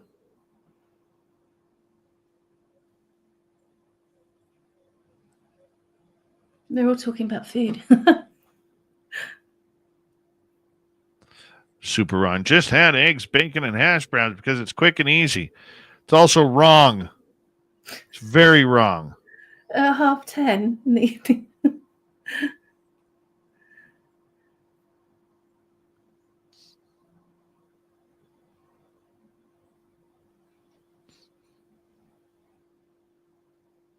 One minute to go. Okay. Big thank you tonight to Louis ×2, T-Bone, my man, Cat Chaser, Kira, and AJ for the wonderful super chats. We greatly appreciate your love and support. You can also join our membership. We got a new video coming on out. I'm going to try and figure out how to play that for you guys early if you are a member. That's one of the perks. You get to see them early. Early, I tell you. And you can shop at our Spaced Out Radio store. Why? We do not have ugly swag, people. No ugly swag. So make sure you check it on out. Appreciate you. We have about 20 seconds. Thank you again, AJ. Very much appreciate the love. Nice double tap tonight.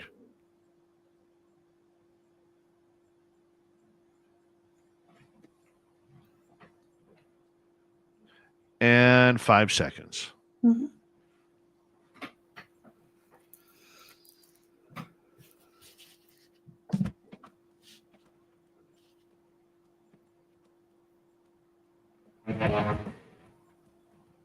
Go with the second half of Spaced Out Radio tonight. Good to have you with us. My name is Dave Scott. We always appreciate earning your listening ears wherever you are on this beautiful planet we call Earth. Hey, we want to remind all of you that if you missed portions of this show or others, you can always check out our free archives on YouTube or any major podcast network. Our website, spacedoutradio.com. We have a plethora of features for you. Rock out to Bumblefoot, read the news wire, check out our swag as well. You can follow us on X at Spaced Out Radio, Instagram at Spaced Out Radio Show, and on Patreon in the Space Travelers Club. Here we go. Our good friend, because we're going to call her a friend now. She's pretty awesome. Dr. Urszula Wolski, she's from the United Kingdom. She is studying right now for the next few weeks before she changes her avenue. Why do people research the paranormal? And one of the problems that you have noticed in the scientific community is there's not really a place to put the paranormal genre. Why is that? Well, again, something I've noticed, and also the people I've spoken to have said that there is just no terminology within the current scientific terms, within the science, within science to explain. I mean, sometimes the paranormal has been referred to as pseudoscientific, but how different is it to theoretical physics, for example? So we can touch upon, paradigms by the work of Thomas Kuhn, who and people have said, and again, this is something I think as well, it's just that it's pre-paradigm, that there is just currently no terminology used, and that is part of the problem why, for skeptics in particular, that the paranormal is not accepted. Why do you think so many people in the scientific community have such trouble accepting this as a potential legitimate science? Because it's difficult to obtain the evidence that would require to fit the scientific model, which requires validity, which for some people would say, well, we've got that. We've been on investigation. We've got that. But just having things that following the process for them, a lot of paranormal investigators don't follow a very strict and rigid scientific process when they're investigating, and therefore cannot provide reliable and valid results, which I think we mentioned earlier in the show that a lot of phenomena are just one-off occurrences. So how can you get that? They happen if you spontaneously. You might be, a lot of the time. So we're talking about. So my research has been about paranormal investigators. So people that go with a purpose, with an intention to go and investigate an area, or a place. More often than not, you will experience something when you're least expecting it to. So you're out walking and something strange happens. You're not going to say, oh, hold on, can you hold that thought while I get my phone out, while I record it, while I record the temperature, the environment, everything that's going on. It's gone. So how can you record that? And I think that's part of the difficulty that the within the current scientific terminology is that we have, is that it isn't there at the moment. Do I have an answer for that? No, I don't. So I think it's something that as a science, as if we talk about the, in terms of Thomas Kuhn's perspective, is that it's something that will develop. So perhaps in time we will. I think we're a lot closer to that than what we actually see happening right now. From what I've heard from a number of scientists that I've interviewed over the years, these gentlemen and women are afraid to lose their grants. They're afraid to lose their tenure. They're afraid to, lose their positions, because if they start delving into a pseudoscience and somebody in their surroundings doesn't believe that it is a true science, then there is, retribution for that. Have you heard of that as well? I have, yeah, and that is a problem. I think it's changing, but I think so. A lot of the paranormal investigators are non-academics. There are a few that do this, but I have spoken to some and heard from some that it's not been accepted within their department. Maybe they've been permitted to do it as a side project, but had to sort of do research that fell more within the mainstream, and that was more acceptable. But I do think that is starting to change.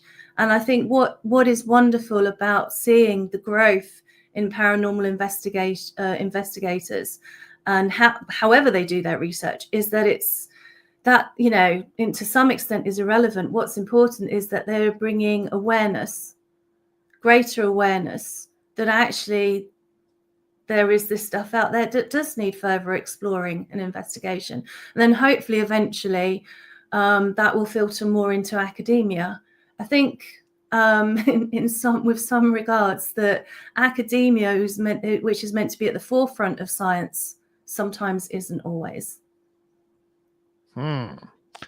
Let's get into some audience questions here. Mm-hmm. Let's start off tonight with Carrie, who is asking, have you ever interviewed someone and something manifested in front of you? I have. Thank you for the question. I have had a couple of interviews where the technology just went a little bit weird, as in one interview in particular, which we then decided to abandon. We were doing it on Zoom, and then suddenly multiple versions of this person came on, like different, I don't know how to explain it, different like videos. So like you can see two screens here. There were multiple screens, or one screen. I don't know what viewers are actually seeing, but there were multiple screens, and it kept moving. And then I couldn't hear him. So was that paranormal, or was it just the wonderful world of IT? Who knows? But that was certainly strange. All right, let's move on to a second question here. Let's go to Carrie. Have you ever I just asked that one. I apologize. Let's go to Mr. Cowley from the UK. Do you find more active or sites more active on ley lines? It's not something that I've actually looked in. It's something that's discussed within the groups that I've been with, but people I've spoken to have mentioned that they think that there is, definitely more activity where ley lines meet.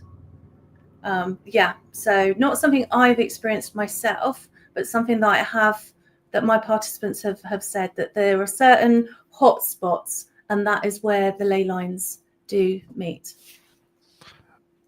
I got to ask, while we're kind of on the topic, what is your dream paranormal investigation? To see a full-bodied apparition. Who wouldn't? Most people would say, oh my God, and again, that's the other thing that, people who maybe are a bit, not skepticism, I think being a degree of skepticism is quite healthy, but I think people who think it's nonsense would say, well, why would you want to do that? That's scary. And I'm like, does it have to be scary? I mean, and I think that's actually an important point to make, is we've all grown up with horror movies and things like that. That's the type of genre that people find fun, people find interesting. And more often than not, when you watch the paranormal TV shows, it's all frightening, it's all scary, because that makes great TV for sure. Otherwise it'd be incredibly boring if you've got a nice ghost. Sure, there's an exception, you've got Casper the Friendly Ghost, but on the whole, people report experiences are frightening. But there were a few people that I spoke to who said, no, I've had a nice experience. It's, it's been fine. And a lot of the people, paranormal investigators, will say that, yeah, that would be what I would like to see as a full-bodied apparition. And yeah, same here. How do you think you would react to that? I would probably go, I'm not allowed to swear online. I think I would freeze.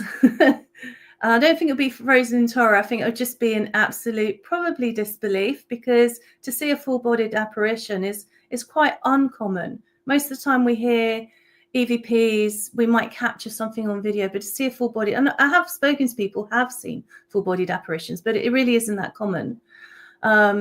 Yeah, difficult to say, but I would probably freeze, and then probably you rub my eyes and, can you do, if it disappears, can you come back again, please? So I can, make sure that my head wasn't making something up.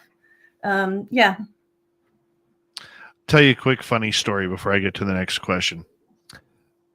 I had seen a full body apparition of a man in my backyard. Mm-hmm. And so if you go, my studio is in my home. And during the breaks, I'll go outside, check the weather, whatever it may be. And about, probably 15 feet, 18 feet from my door, I have a tree, about a 20-foot tree. And this one night I walk out there, I'm looking at my phone, and out of the top of my eyes, I see a man standing there. Mm-hmm. And he's got the old 70s feathered hair with a white t-shirt, light blue jeans, and white running shoes on. And I pick my head up, and he vanishes right in front of me. Yeah. So it kind of made me jump back. I happened to have a psychic on that night, told her what happened, and she starts channeling him while we're on the air. And she said, I wasn't supposed to see him. There's rules about that, apparently. Right. And that she lives in New York, never been to my home. And she goes, you have an extension on the back of your house, correct? I said, yes. She's like, he's telling me that he doesn't like the extension because before the extension was on, his woodworking area was at that part of the house outside. So long story short, we did this communication, and I said, I need a favor. And because we'd only been in this place for a few weeks. And he goes, what's that? I said, I need you to keep the bears out of my yard, the bears and cougars out of my yard. And his response through her was, you know where you live, right? I said, yes, but I don't want my son, who is now 12, he was 2 at the time. I said, I don't need a bear thinking that he's food. Mm. And to this day, 10 years later, I've only had my garbage cans knocked over once. Right. In 10 years. Yeah. My neighbors, every year, but Rick patrols the yard looking. His name is Richard. Mm-hmm. We got that out of him. And he patrols my yard to keep the bears out of my yard. And in return, if you go into my carport, I have wood there for him to work on. Excellent. It's a good trade. That's brilliant. That's a great story. Yeah, brilliant. Yeah. Let's get to another question here. Let's go to Sweet Tony D from the UK. Good morning to you, Tony. He says, what is your thoughts, Dr. Urszula, about crop circles? Do these fall into the paranormal related category or other? Some would say yes, some would say no. I think a lot of crop circles are man-made. For one reason or another. I think that's been proven. I've certainly watched a documentary about how they were made. But some are, possibly not. So therefore, then, that would make them paranormal. Yeah. Have you ever seen crop circles? I have. I did. What were we now? Sorry, it's been early start for me. Yeah, I have gone to, there's an area in the UK that's quite common for them. Well, there's several areas, but one not far from me, a long time ago, I did. Went with a group of people. Yeah, there was a crop circle. We went in and we sat in it, and yeah, nothing happened. My friends claimed that they felt more kind of a spiritual and a presence, and I didn't feel anything. So do you now believe in the whole psychic phenomena and everything now? Are you going into the world of the woo while trying to keep your scientific head on your shoulders? I do feel that if a lot of people have psychic ability, that have psi ability, I believe that not everybody acknowledges that and therefore is able to in tune with it. And I think it's of different degrees. So I think we can, and I think part of that is because of our genetic makeup. Our you know, in the past we had that instinct. If something was going to come and attack us, and we'd run away or fight or flight. So I think that instinct is kind of still with us. But I think because of our modern day living, we're not so much in tune with that. I think we can pick up on other people's thoughts, maybe not necessarily have a conversation, but I think, you know, and I think this is where people then, you know, are psychic or mediums or sensitives, because they can pick up on other people's thoughts. So I think we all have that ability, definitely. I think some of us can tune into it more than others. All right, let's go to another question here. Let's go to Paul. Have you investigated any graveyards? No, not an investigation, but I do go into plenty of graveyards because I like them. Which this is the world of weird, so that's fine. That's okay to say, right? I just find them peaceful and relaxing. And I think if you're going to haunt somewhere, would you haunt a graveyard, or would you go back to a more happier time?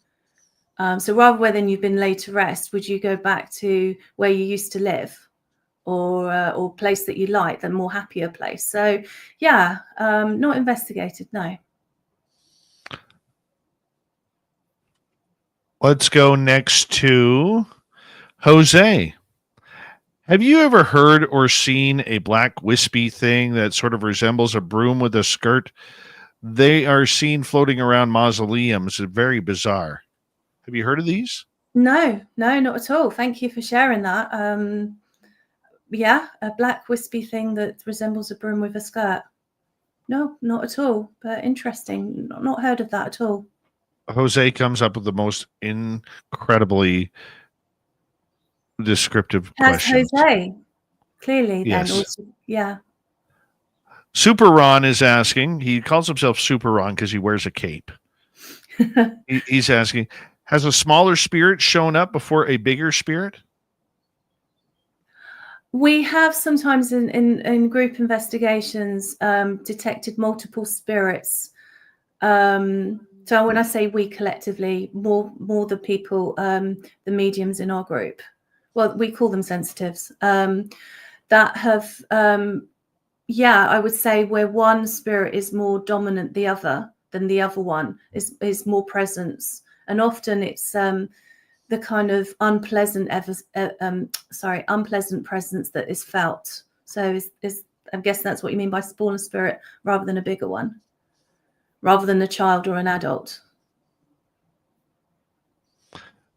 We have about 5.5 minutes to go here before we have to say goodnight to you. And this has been an amazing adventure with you, Dr. Urszula, on learning about this. Just your overall thoughts of your study, what you've accomplished, and where you feel you want to look next. Yeah. Wow. I have a lot of data, so I need to plow through it. I haven't, fully done the analysis yet, but in terms, I think basically what we've been saying is I think it's opened my mind more. It's made me want to know more. So that's where I want to go next. Explore further, look at other groups, overseas as well. So I've only just done in the UK. I love traveling anyway, so that kind of, it's easy for me to do. Just that actually this is far much, I think overall, if I'm to conclude, I would say that this is much more common than I'd ever expected. And I wish people would be more open with each other about it and not be afraid to speak out. There is no ridicule. If it is difficult for people to speak to someone because they feel that they might be shunned or excluded or for whatever reason, there are others that, and this show proves it. There are other shows, there are other, communities on Facebook. And I think, just find someone to talk to then. I think it is changing. I think it is becoming more widely acceptable that, why should we not study these phenomena? Sure, yeah. There's plenty more research to do. Do you think the fun will continue for you? Absolutely. I don't intend on it ending. Excellent. Let's sneak in a question from Jaquetta here. Do you have a favorite researcher? As in an academic or Either or. Either or. Oh, I mean, I do like the work of Thomas Kuhn within the Sociology of Science. I guess I've liked, so as a result of my research, I've liked reading about the works of the pioneers within the paranormal. So within the UK, Andrew Green, Peter Underwood. I've enjoyed reading about the Rhine Research Centre, also looking at the history of the Ghost Club and the Society for Psychical Research. Of course, there was an American version as well, which those were the ones that I first became familiar with. And then learning about other groups as well as a result of my research in different countries. That has been amazing. Favorite researcher? No, they're all good. Quick question for you regarding just the overall subject matter tonight. And that would be, how far do you think we can go with paranormal research? Personally, I feel that there will always be questions. It's the same. It's like the religion question, the God question, or gods, depending on your religion or whatever you believe. People accept it and that's fine. But for others, there's still questions, because if we reach the ultimate answer, what do we have next? I don't know. I really don't know. We don't know. I think there will always be further questions. I think just to say that if we, do come to some answers, I mean, think about it. This fundamentally changes our whole worldview, our whole belief system. It puts a question mark over those people who believe in God or gods, etc. Changes everything. So I don't think it's possible. I think there always will be, as in with life, as in with other things, there will always be people that will question, that will be skeptical, that will be, oh, okay, what about this? Because that is life.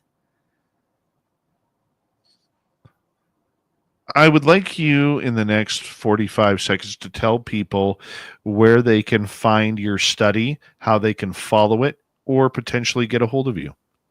Sure. I think probably the best way is on LinkedIn, if you're on LinkedIn. If not, you can follow me on, please do connect. Not everyone's on LinkedIn. So Facebook, you can connect on Facebook.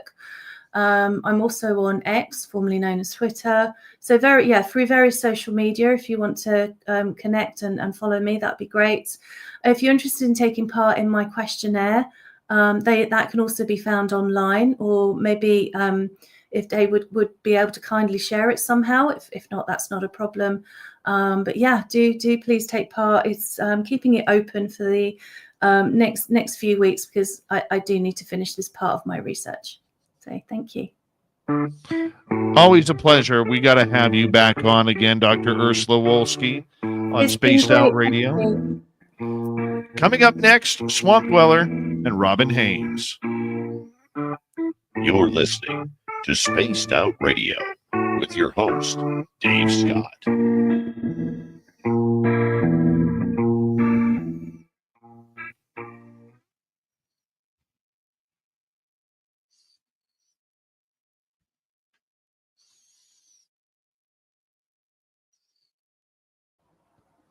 I loved it. Thank you very much. Are we still live or are we off now? We're still live on YouTube. I have We're still another live hour on to do. YouTube? You have were another amazing. hour? Wow. Okay. Yeah. You Brilliant. were amazing. No, thank you for having me. And I hope I'd love to we come did back you when I've justice. completed the analysis and have more conclusive thoughts to share. Please do.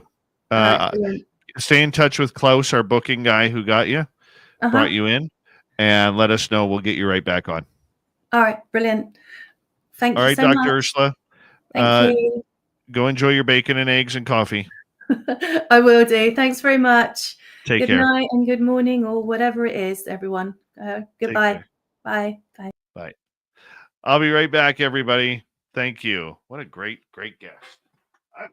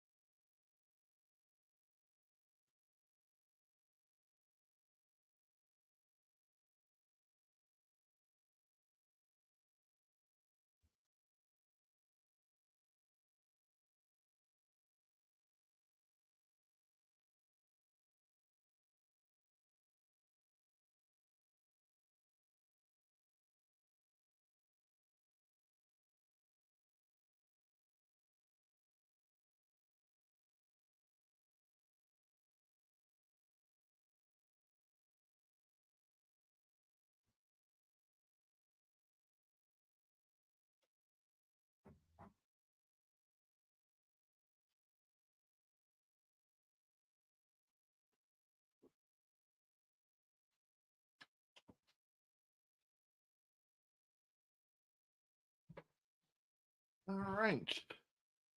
Let's get ready for Robin. Let's bring her on in. Hi, Robinator. Hey, sweetheart. How are you? Good. How are you? I'm doing good. Excellent. Excellent. Good to see you. Yeah, good to see you too. How's the week going? Not bad. Not Good. bad. Yeah. Yeah. I'm having a contemplating life week. Oh, I've had those. God bless you. Yeah. Yep. Just wondering what I want to do when I grow up. I know, and it's like then you think about it and you're like, well, all right, I'm supposed to be already grown up, and how much time do I still have to grow up? Right? Or you look at it and then you're like, I'll chat did I with you really about it do it? after. Yeah. I'll chat with you about it after the show. I have a couple questions. Okay. All right. Big thank you tonight to Walter, AJ ×2, Louie ×2, T-Bone, Kira, and Cat Chaser for the wonderful, wonderful super chats. Thank you for the love and support. Aussie Ange as well. Thank you very much, Aussie Ange. Much love to you. Don't forget you can shop at our Spaced Out Radio store. We do not have ugly swag, people. No ugly swag, so make sure you check that on out. And you can shop, and join our YouTube channel membership. Yeah, we got that going too. We're going to get going here in about 5 seconds. Swamp Dweller is 6 minutes, okay?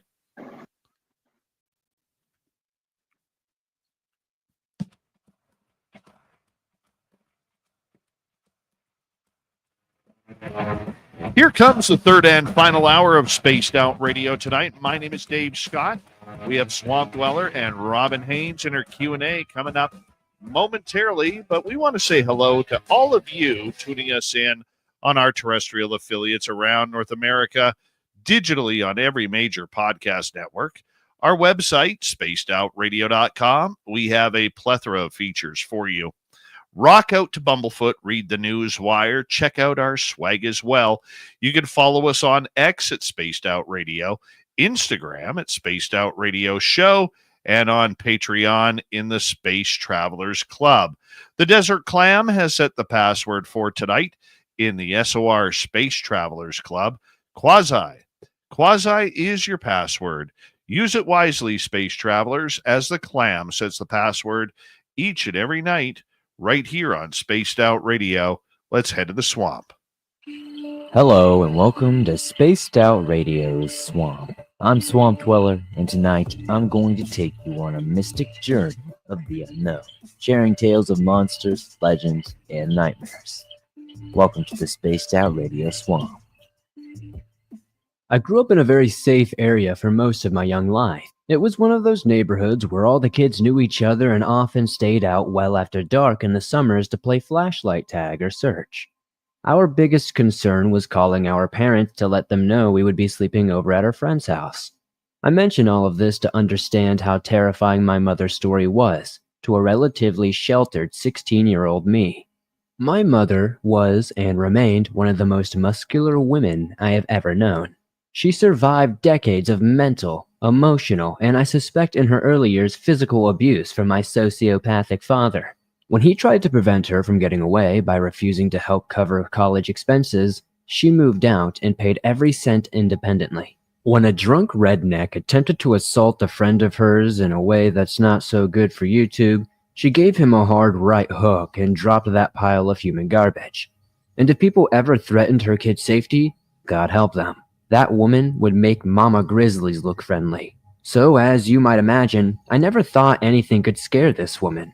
But now I understand that even the bravest person can fear for their survival when monsters come out of the shadows. This takes place around 1985 in my home state of South Carolina.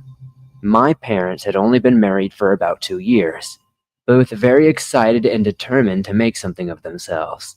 They didn't have much money back then and rented a tiny apartment until they could save enough to buy a house. My mom hated that apartment. Precisely the large window in their bedroom that people from the street could easily see into. They wanted to put up curtains, but there were no rods, and the landlord was a cheapskate who threatened to keep their deposit if they even put a dent in the wall. It annoyed them that they couldn't even have privacy in their own home. but they decided to ignore it since it was a short-term lease.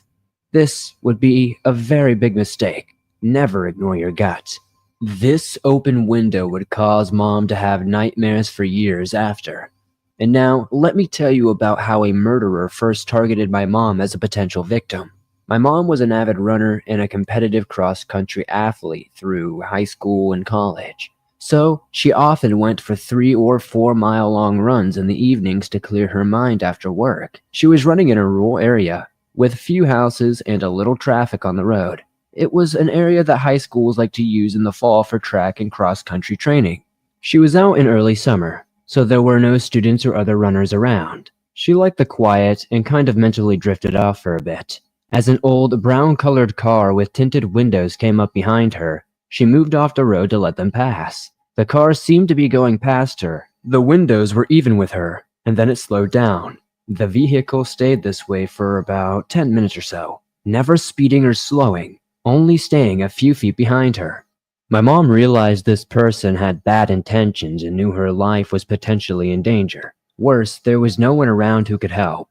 She had to make a quick decision, so she sprinted off into the field next to her, thankfully finding a small ditch lined with several thick bushes. She crawled into the largest one and laid flat on her stomach to hide. The car had tried to follow, but the curb had hindered the back wheels. The person attempting to gun it, but the car would not go forward. They were able to reverse it and get back on the road. They drove up the road several times, most likely trying to see if they could spot my mom.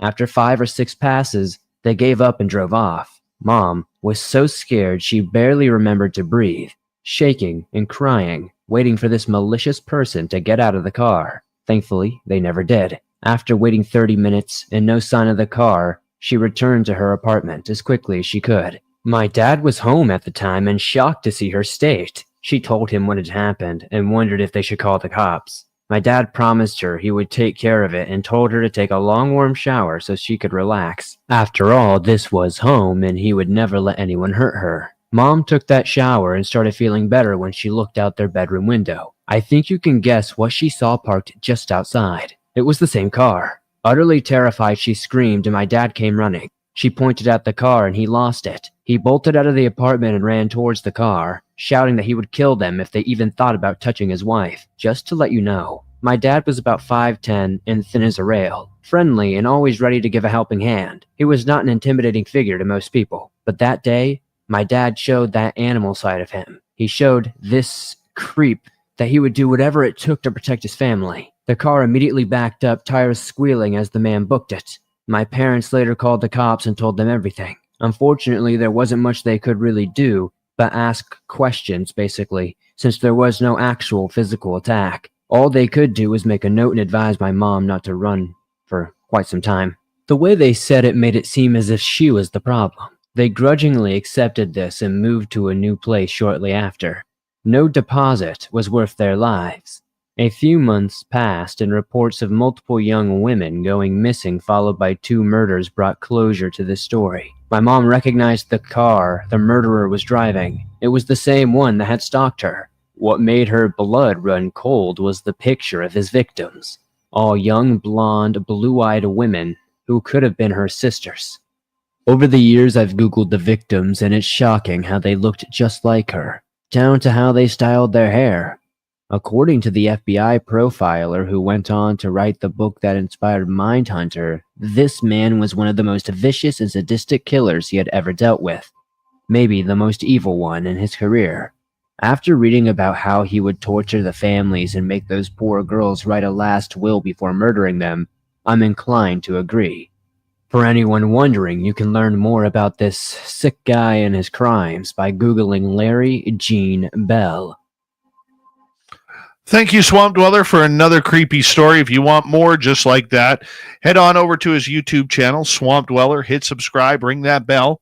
Swamp Dweller kicks off hour 3 each and every night on this show. Time for Robin.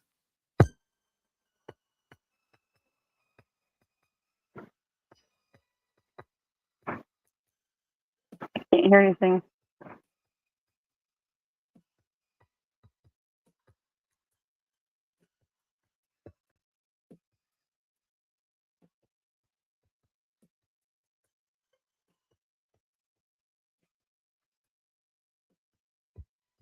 There she is, Robin Haynes. Thank you so much for coming on in back on Hello. our show. How are you? I'm good. Always happy to be here. It's always good to have you here. Thank you for coming on in Yeah. and joining us. So it's been a couple of days since we shot our last video at Flight 21, and we included you again in on it. I know you're having a Yes. lot of fun with that. I am. What the heck is going on? Well, first off, you went back farther than you normally do. Okay. And it's not that you can't go back there. There's a limit to how far back you should go because now you're into their private area. And so when you went that far back, everything's frequency and energy. So your frequency and energy went back with it. And so they came forward. They were checking you out. Oh,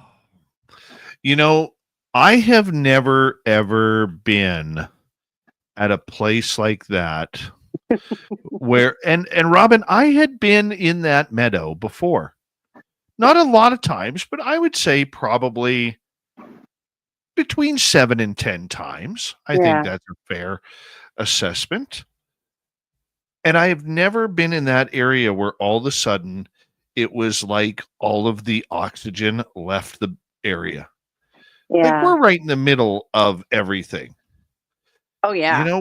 We're right in the middle of the forest. There's air there. And it literally felt like we had a dome over top of us that was taking the oxygen. Yeah. And just out of us. so the audience knows what's going on with that, and a lot of them probably already know this because they've had their own experiences, but because cryptids, Sasquatch, are such a high frequency and energy, when you get up close to them, and they are not doing this on purpose, it is just part of their body chemistry and makeup, it feels like a weighted blanket being put over the top of you.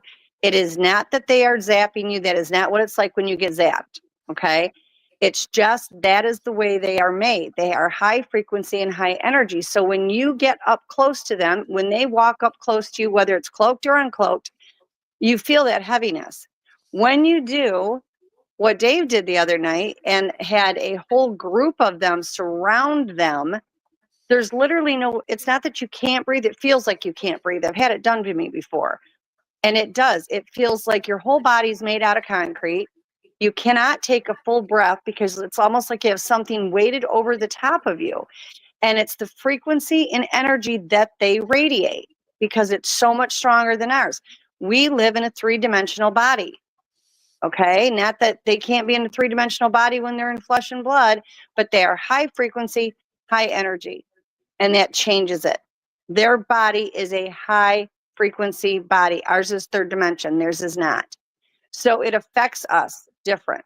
So when you get like that, you can always ask them to pull it back.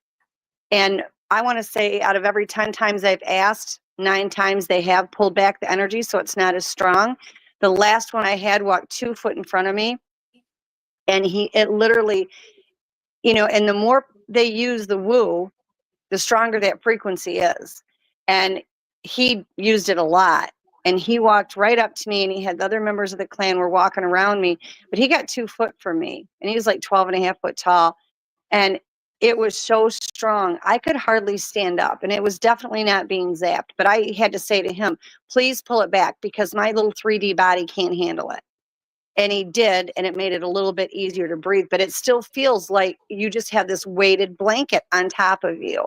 So in your case, that's why it felt like that, because you didn't have just 1 or 2 around you.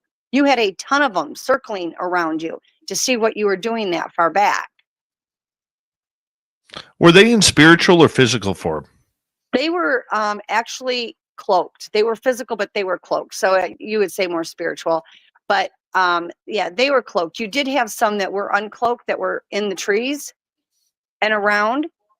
There's no reason for them to cloak because you couldn't see them where they were, but they were there. Like if they wanted to, and at times they will take and put their hand, when they're cloaked, they can put their hand on you and you can physically feel it. They used to come up behind me, and when I would walk in the woods with them, and they'd play with my hair or they would pat my shoulder.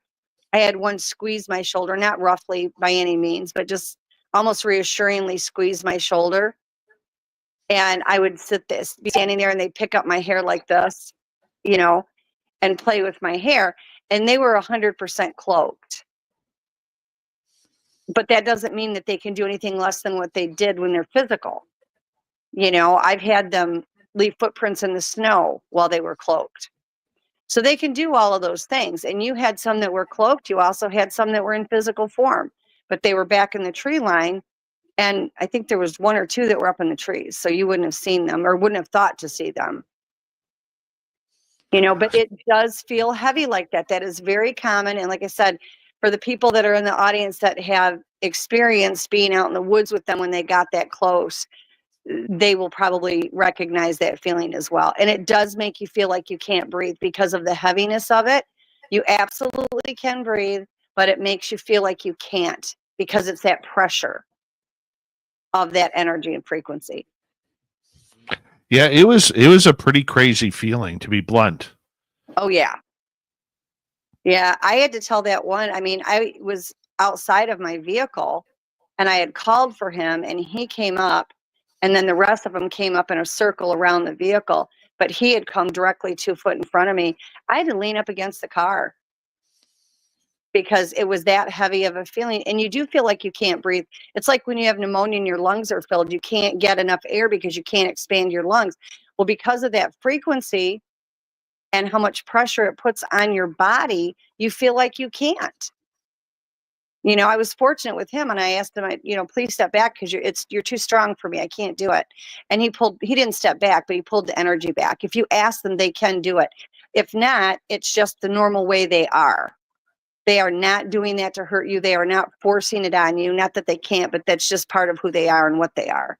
Same thing will happen with dog men, with cat people, goat man, lizard man, all of it. ETs, all of it. The other strange part was the feeling outside of, I think, Bigfoot farting on us, literally. They love that. They just oh love my it. goodness.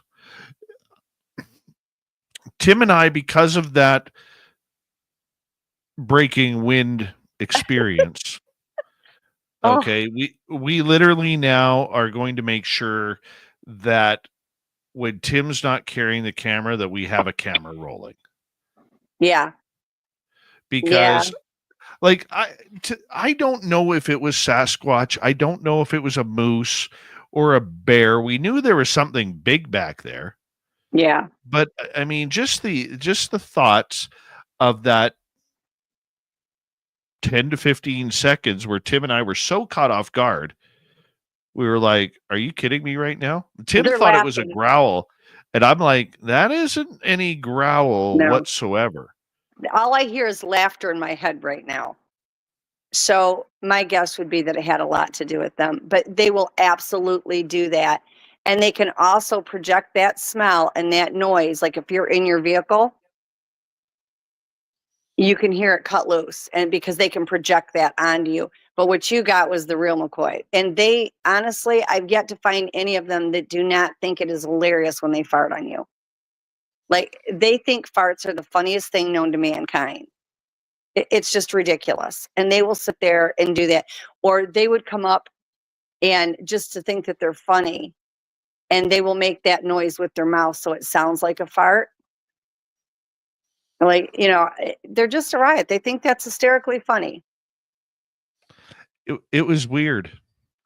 It was weird because, you know, it seemed like, once again, really close. And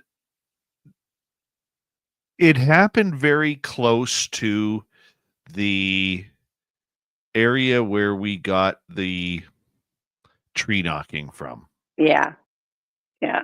You had a lot of them. I think that's the most I've seen come up to you. Excuse me. Since I started working with you on this. They were just right there, right on top of it. You know, I think there's a couple different things going on. You know, you went farther back than normal, and now you're more into their personal space. And you already had them coming up, and you seem to be drawing bigger crowds as time goes by. As they're finding out you're safe, they're letting more and more of them come up. And when you first contacted me and you were on your way there, there was only 3. Remember, because I said there's 3 of them out there. Yes. So there were the 3 that were already out there. But then as you got out, they had already started walking up. And then you went farther back. Now they want to know why you're farther back. And again, frequency and energy. I sound like a broken record, but it's just the way the world is. And now they want to know why it's different in that space. Do I think it could have been a moose or whatever that made that noise? I really don't, only because as many of them as they were, those animals, because those are prey animals, would have gotten out of Dodge. They would not have hung around for it. Not with that many of them, because some of the ones that came up were the hunters in the clan. So I can imagine that anything like that, would have. But they will make these weird noises and they think they're just absolutely hysterical. What about the creature that Tim saw going up there? That emaciated, deer-looking thing with rabbit ears and jet black in color. Now, the one that I saw, that's why I said to Tim, before he told me the entire description of it, I said, was the back haunches, did it go out farther? That is what, and I told you about this before, the one I saw was more of a brownish dark color, but it was over in my side bushes. I don't know what those things are. They seem to be non-aggressive. But what I had here matched that description that Tim had. Like, Tim had already given me a description of the front of it. And I said, okay, the back of it was like this. And he said, yeah, that's exactly what it looked like. I wish I knew what they were called. Like I said, the only thing the Sasquatch would tell me is Micaiah. But again, a Micaiah is a blanket term that means thee that walks the earth that has no name, for all these crazy cryptids that are running around that nobody knows what to call them. You've got the ones that the government makes and drops off. You have ones that the ETs drop and they're running around. You have ones that will crossbreed and they create their own. And so there's a lot of cryptids. People don't realize that there's so many cryptids out there that we have no knowledge of.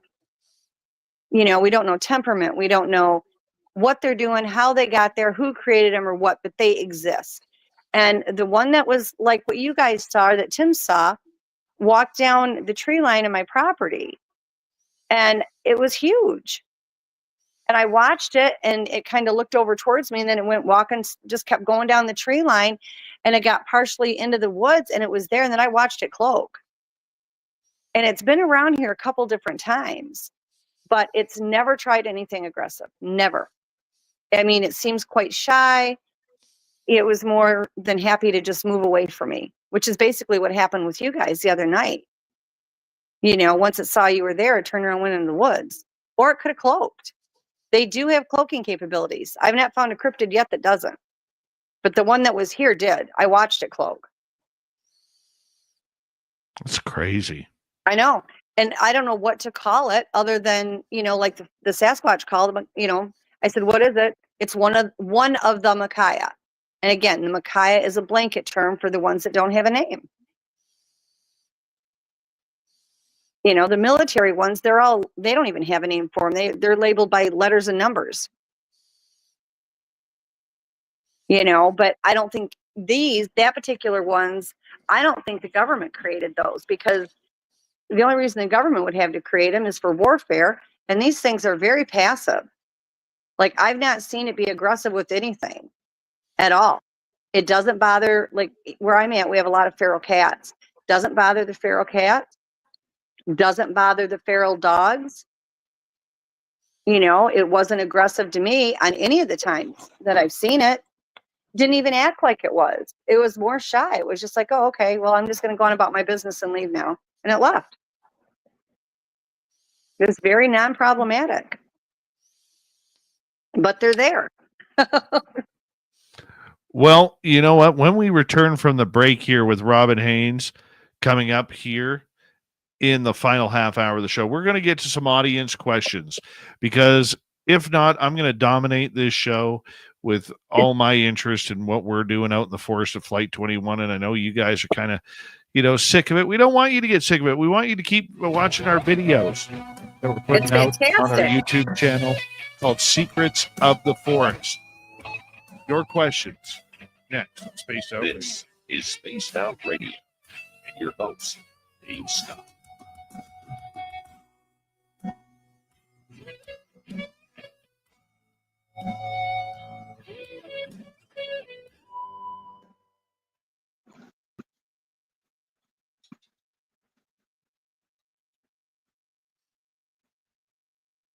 All right, we're clear. Yeah, what you guys got going on out there was fantastic. Like, there was so many of them out there, and they just kept coming up from the back and coming up from the back. And they literally went in a circle around you, from what I could see. It was just weird at the end of the night, though, when it's time to leave now. Yeah. Like, it was very forceful, but Yeah. not in a dangerous way. No, and I think too, they were probably out there, they were going to hunt, they were going to get food, whatever. And they entertained you guys for a little bit, and then they were like, okay, we got business to do.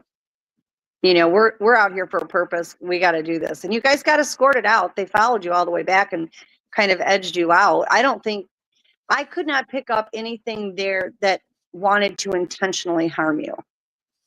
No, it didn't feel that way at all. No, but they were going to make sure that you understood that it was your exit time. Mm-hmm. And that's okay. As long as they don't want to do harm, you can work with it. Right. And the thing too with these guys, they have this infinite amount of patience, which is great. They can stand behind a tree and not move for hours at a time so you don't see them.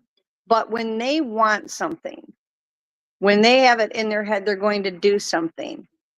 Think of a 2-year-old toddler, because they want it then, they want it now. They don't understand the patience with it. When they need patience for their survival, it's incredible.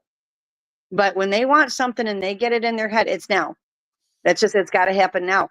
It's like dealing with a toddler that has the highest IQ that you can even imagine. And they do. When they're done, they're done. And they can get overstimulated. They can, and so your energy and frequencies there on top of theirs, they're a few of them at a time have always come up, and those are used to you guys. They're used to your frequency. They're used to the energy that radiates off of you. But a lot of them aren't. You had a ton. Yeah. You had a ton up there and all circled around you. And not all of them are used to you guys. So they, got to that point where it's okay. We're good now. We need to get back to work. We need to get back to what we're doing. You guys are now leaving. Was it the big guy who left Merle the staff last year? Let me see if I can get him to tell me. Yes. How do you think he's going to react to seeing Merle again this weekend?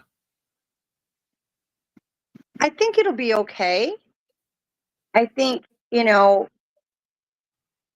probably wondered where he went. I think he thinks of Merle as being part of your group anyway. Yeah. You know what I mean? I think he'll be okay. I think he's going to be there to find out, check him out. He's going to want to know what's going on because he wasn't there for a while. But I think it'll be okay. Like I said, when you go back there, I wouldn't take a lot of people or strangers other than you and Tim. I would not go back as far as you did.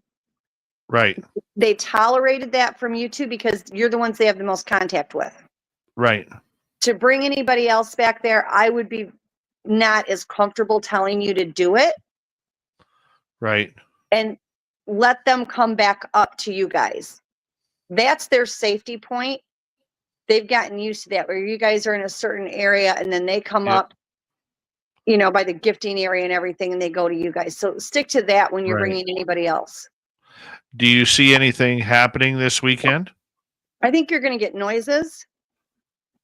I keep thinking that you're going to hear not growls, but maybe little huffs or whatever, just like little noises here and there.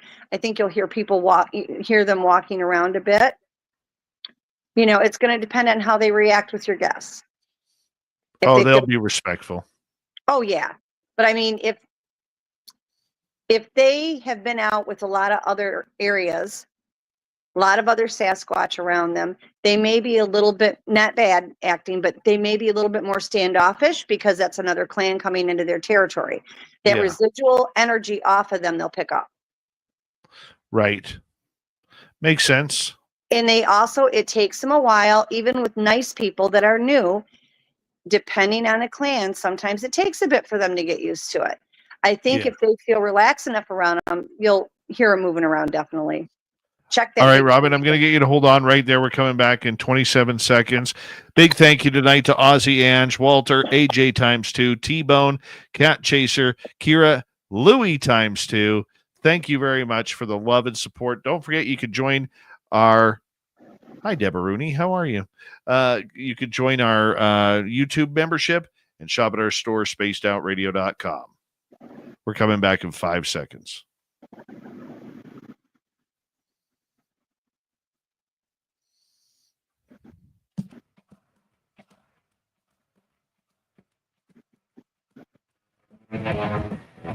Here we go with final half hour of Spaced Out Radio. Robin Haynes and the Cryptid Report hanging on out with us. We'd love it when she's here. My name is Dave Scott. I'm the host of this train wreck that we call Spaced Out Radio, and we're glad for you to tune us on in. Hey, we want to remind all of you that if you missed most of this show or others, check out our free archives on YouTube or any major podcast network. Our website, spacedoutradio.com, we have a plethora of features for you. Rock out to Bumblefoot, read the news wire, check out our swag as well. You can follow us on X at Spaced Out Radio, Instagram at Spaced Out Radio Show, and on Patreon in the Space Travelers Club. Here's Robin Haynes hanging on out with us, doing a lot of fun, talking about some weird topics. Robin, you are the best when it comes to all of this weird, strange topics. Thank you for being here. Oh, thank you. You're so sweet. I love being with you guys anyway. Well, let's get to some audience questions here. And, you know, there's a couple I'm not going to ask because they're a little, you know, podcastish. So we're not going to do that. We're not going to do that. We're not a podcast here. All right, Blue Cruise starting. Are the Sasquatch and the Dogman the only cryptids that build stick structures? No. Actually, you will see structures from any of them.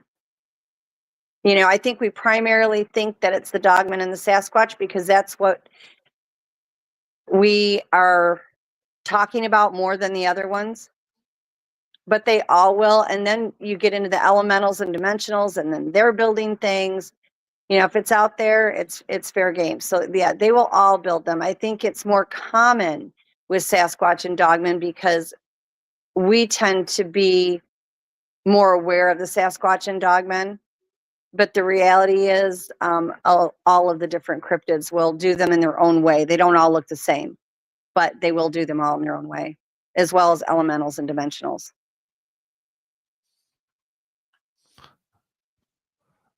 Are the Sasquatch stick structures more intricate than Dogman?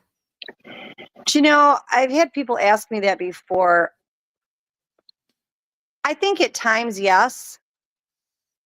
But that's just my experience with them. I would never, if somebody else has had a different experience where they've noticed more intricate things with the Dogman structures, then I would never say they're wrong. But in my experience, what I've seen the Dogmen do opposed to the Sasquatch get more detailed. They, in my experience, they have. Do the Sasquatch and the other cryptids locally source the construction materials for their own stick structures? Well, you know, it's funny about that. When I was living in Michigan, and I had like a massive clan. It was 2 or 3 clans that came in. There's like 60 different individuals. But they would literally, I don't even know where they got them. I had 10 acres and probably 7 of it was wooded. And I would wake up in the morning and I'd walk out there with them in the morning, and they would have brought in these logs from these trees. And these logs were like anywhere from 10 feet to 30 feet long. Like, I don't know where they came from. We never found roots to them. We never found where they were brought, you know, or broken off on my property, but they would bring them in. They would bring in anything they could find that they wanted to use to build a structure. So in my opinion, no, they'll bring it from anywhere. We had at one point, in fact, Igor Borstev was at my house when this happened. We went out to where my gifting area was, and there was a smiley face balloon that was a helium balloon, and they sold them right in town. So I'm sure that's probably, you know, somebody had dumped it in the trash bin or whatever. and it was in my woods, and it was wrapped around the base of a bush. And this was a place that there's no way it could have blown into because it was just too thick of the woods. This had been taken and carried into the woods. I lived on a private drive. There was nobody down by me. And there's no way for somebody to come in because I lived at the dead end. You know, so it's not like anybody could have walked in there. So, but they would literally bring in whatever they wanted to use from other areas. They had no problems bringing it in. Now, I mean, they always used the things that were around, but they would bring all kinds of crazy stuff in and use it to do whatever they wanted, whether it was to play with or whether it was to build with. Well, let's go to another question here. Let's go to Blue Cruise again. Do the Sasquatch, Dogmen, and other cryptids step into other cryptids' territory, or do they respect the boundaries of each other's space? Most of the time, my groups that I've worked with were very respectful of each other's space. There were times that, you know, let's be honest, our people don't follow the rules all the time either. So theirs wouldn't. Some areas you will find that Dogmen and Sasquatch will not share territory. They will not share that space. Other places they will. Every place I personally have lived at, they shared territory and space with the Dogmen. Did not mean they all gathered around the campfire together. It meant that they had respect for what the other one did. They stayed out of each other's way, but they shared the territory. But I do know of several places, some I've gone and visited, where the Dogmen will not be in the same area as the Sasquatch. So I think, to be fair, it would just have to do with the clans and what that leader is going to allow. But they do try to respect each other's boundaries. Now, we would get occasionally one that would wander into the Sasquatch territory, another Sasquatch that might have been by himself or whatever. And you would look out in my yard and you'd see him throwing rocks at him. Rocks would just be flying out of the woods at this one Sasquatch, and they would run it off. They wouldn't allow it to stay. But I think primarily they are pretty respectful of it. That's awesome. That's awesome. Okay, let's head on over next to Joe. Has there ever been a creature such as a skunk man? Have I seen one? No. Do I believe so? Yes. And the reason why I say that is I've seen one that had the head of a possum and a body of a man, all covered in hair. It even had the possum tail. I've seen some really crazy cryptids out there. And to say that there would not be a skunk man, I would never say that just because of what I've seen. I have not seen a skunk man, but I have seen the possum thing. And a lot of ETs will grab whatever animal that they find, whether it's a feral dog or cat, whether it's something in the woods, and they make these hybrids. And so I would say, in my opinion, that it's entirely possible, yes. All right, moving on here. Let's go next to Ange in Australia. Robin, have you had any contact with the ant people, and does Sasquatch have contact with them? I had a very unpleasant experience with ant people years ago, and they were not overly kind. But understand that everything, there's good and bad in everything. Like, there's not bad reptilians. All of them aren't bad. Some are good, some are bad. I would imagine that would be the same thing with the ant people. My experience with them was not pleasant. They were trying to harm me at the time. As far as the Sasquatch, they are very cautious which ETs they deal with. I've had my group where they had said ETs were out there and we've seen ships in the sky, and they were terrified, just terrified. But then other times certain ships would come in and they were happy. So do I think that they've had contact with them? My guess would be they probably have. They haven't specifically said they did. But there are certain ET races that they are very comfortable with and others that they are petrified of. What? Explain to people what the ant people are. What I saw that I believe to be an ant person, bipedal, it's an insectoid, and it had the head that looked just exactly like an ant. The one well, there's 3 of them there, and the one was the problem that I had. They were probably, I want to say, 5.5, 6 feet tall. And they literally, the head looked like that of an ant. The first 2 that I ran into that night were like a neutral color. They were one color. They were kind of like it was weird. It was like a tannish, weird green color. But the third one that I saw was bigger than those 2. And that one was white and black. And they were all together because the 2 were coming up from behind me. And then the other one came up towards the front towards me. And he was white and black where the other ones were not. So it was pretty weird, but they were bipedal. You could definitely tell that they were an insectoid. And the head, the neck looked exactly like an ant. Exactly. The arms on it were very long and spindly. And, as far as the bottom part of it, I was more focused on looking at what was going on with the upper half of them than the bottom, but they were bipedal. And they were very thin built. The legs that I saw, the part of the legs that I saw were very thin with a very bony, almost like it wasn't even looking like a kneecap. It looked more like a joint than it did anything else. And a thin foot. Now, I have heard of people that have seen insectozoid that had almost like a 3-toed that looked like a tripod for their feet. I personally have not seen those that I remember, but they are quite tall. They are very, very large. And they have that 3-pronged that, they walk on. The ones that I saw that I felt were ant people, they did not have that. Are they alien or are they something else? No, they're alien. Do I think that there could be a cryptid out there made out of an ant? I think there could be a cryptid out there made out of anything. In my opinion, the energy that radiated off of these that I saw were strictly aliens.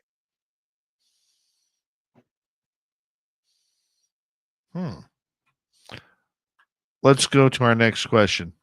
Let's go to Seymour.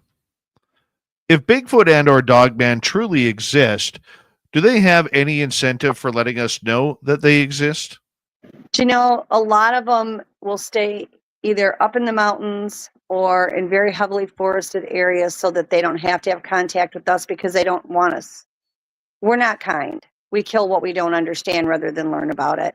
And we are a lower frequency in energy, which makes them uncomfortable. Although a lot of people are raising their frequency now. But there are some that try to get through to us, to realize the damage that we do to ourselves, to them. Not so much the dogmen. There's a few dogmen that actually do try to help. I've been helped by dogmen before, but they seem to want to stay more away from us than the Sasquatch. The Sasquatch, God love them, they just keep trying to help us out and try to, teach us. And we are the problem. Not that there aren't bad ones of them, but we are the problem. Okay, so let's go to another question here. Let's go to Rock and Rory. What do you consider the Sasquatch mean by play? What do they mean by come play with us? I want you to be very careful when you hear that, okay? A lot of times they just want interaction, but what I will say is this. I've had the good ones want me to come out and they'd want to play, but all I do is almost like playing hide and seek. I'd go out there. But a lot of the bad ones will do that because they know we as our type of humans, we are out there trying to figure out what they're doing, what they are, and they'll say, "Oh, come out and play." The reality is they don't want us to go to them. They want to come to us. So when you get some that say, "Come to play," I want you just to be very careful because some of the bad ones will do that to lure you into the woods so they can do whatever they're going to do. Now, I have had good ones, worded a little bit different, still kind of the same thing, or, come out, walk with us, or come out, sit with us. They used to do that to me every night when I was in Michigan. But I knew those. I knew those ones. I knew I was okay. So if you're dealing with ones that you don't know, or if you don't know how to read the energy to make sure it's one that you know or don't know, please, when they say that, don't do it. Because number one, you don't know for sure if it's a Sasquatch. It could be anything out there that wants to harm you. And they are truly much more comfortable when they come to us, not us going to them. That puts them in a different comfort level. So just, I caution you to be careful. I'm not telling you that everyone that says that is bad, but it is something that you need to be seriously cautious about. They prefer to come to us so that they have that control. When they are asking you to come into the woods with them, there are a lot of times it is for a nefarious reason. So I want you just to be very careful when you do that. You know, if it's one you know well and you've been hanging out with or whatever, that's a little bit different. You know, the ones that I knew very well would ask me to come out all the time, and I did, but I knew them. I had worked with them for years. I knew I was safe there.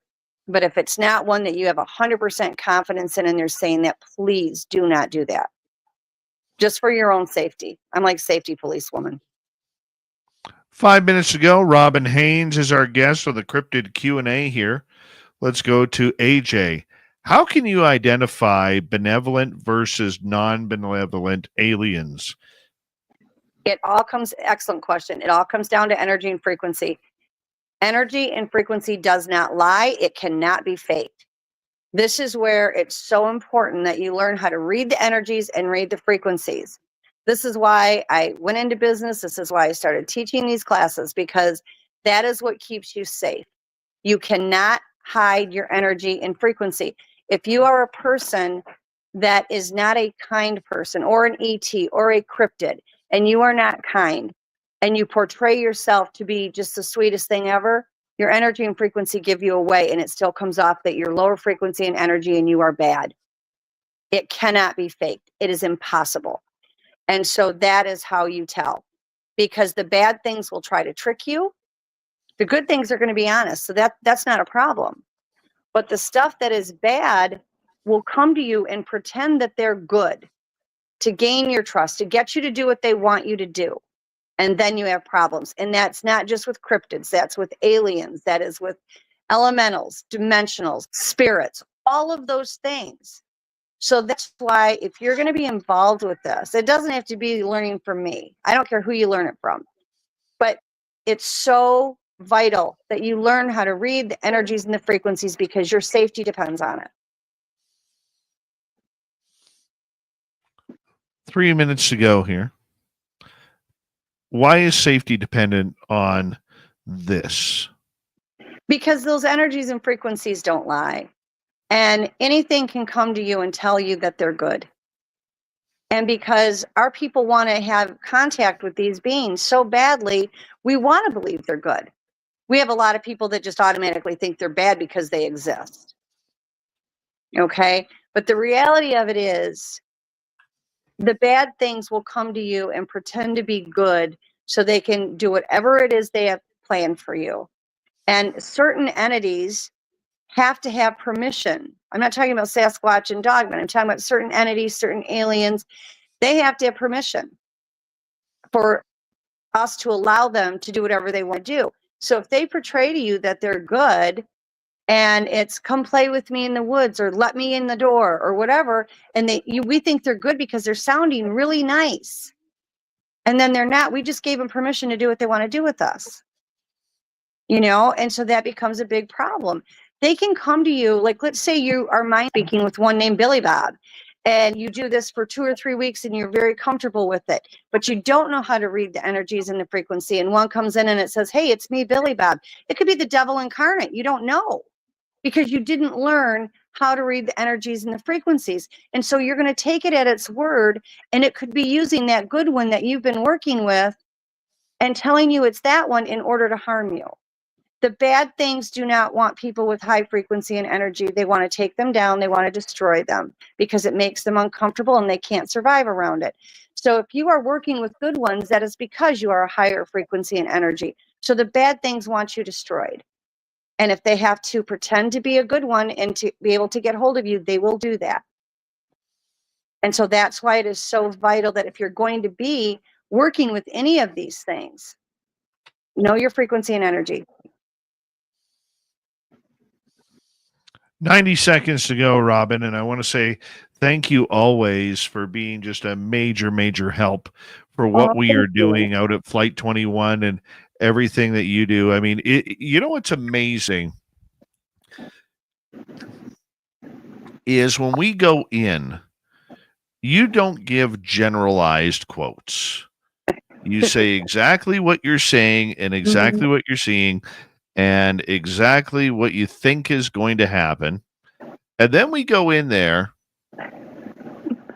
and it all happens. It all happens.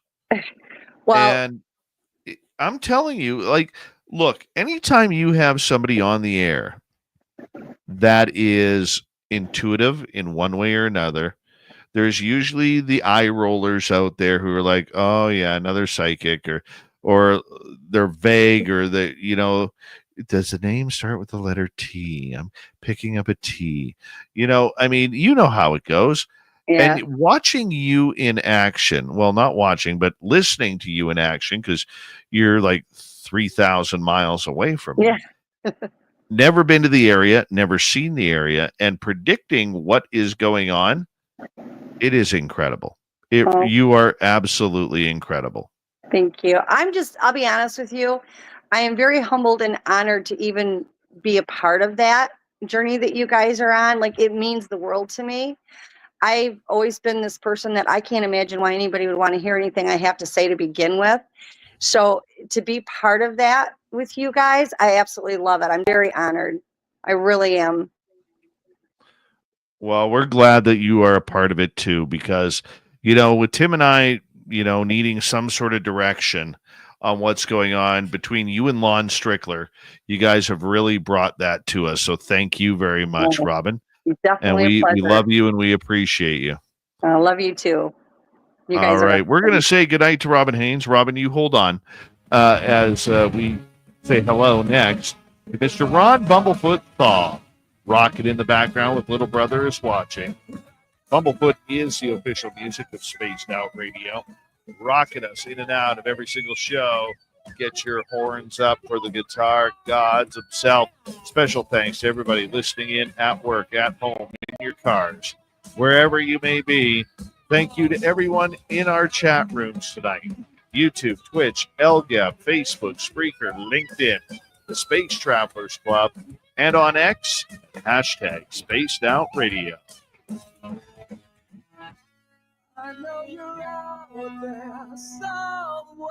Remember, this show is copyright by Spaced Out Radio and Bigfoot Broadcasting Limited.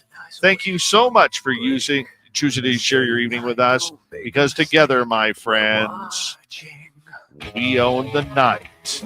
Mr. Bumblefoot, we need a favor. We need you to take us home.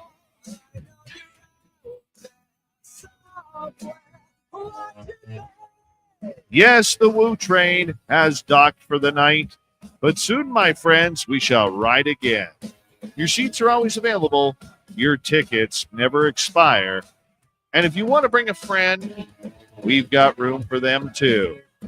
Good night, everybody.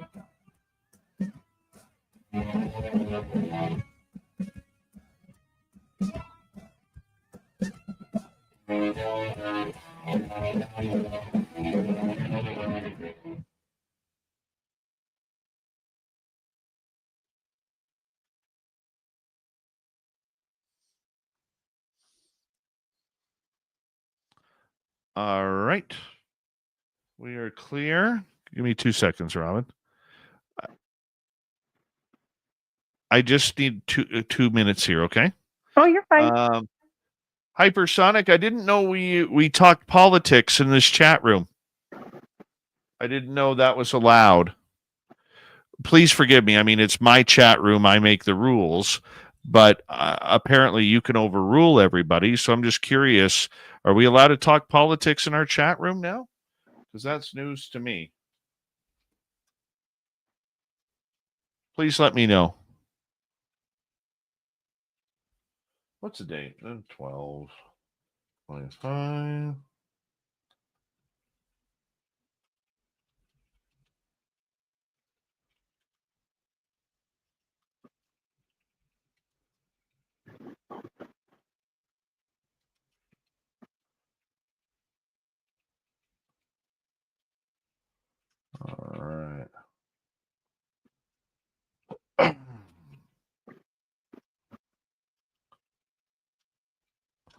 Waiting for an answer. Anybody? Are we allowed to talk politics in the chat room? Are we allowed to talk COVID in the chat room? Are we? We allowed to talk all that? I'm just curious. I didn't know. I mean, please remind me. I mean, I only make the rules for this place. So if the rules have changed, I would like somebody to let me know.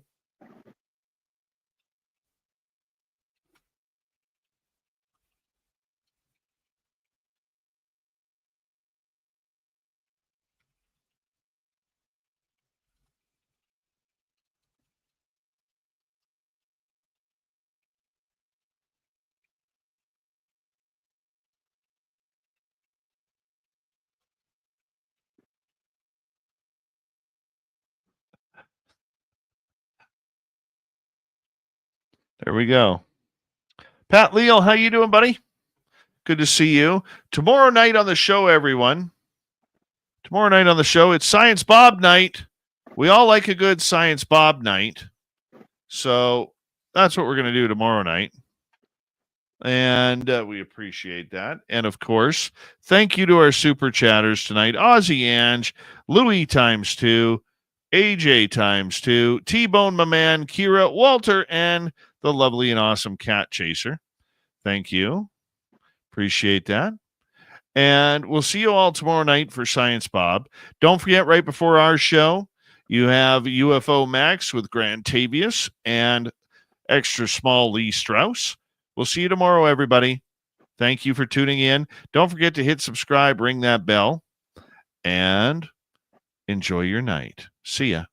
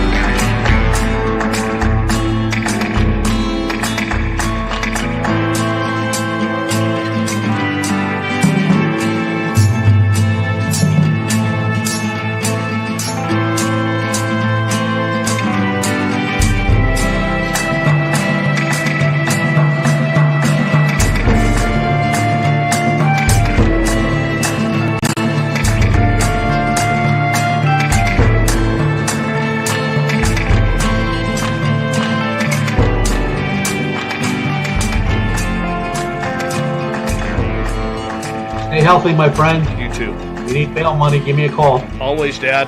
Take care. You too.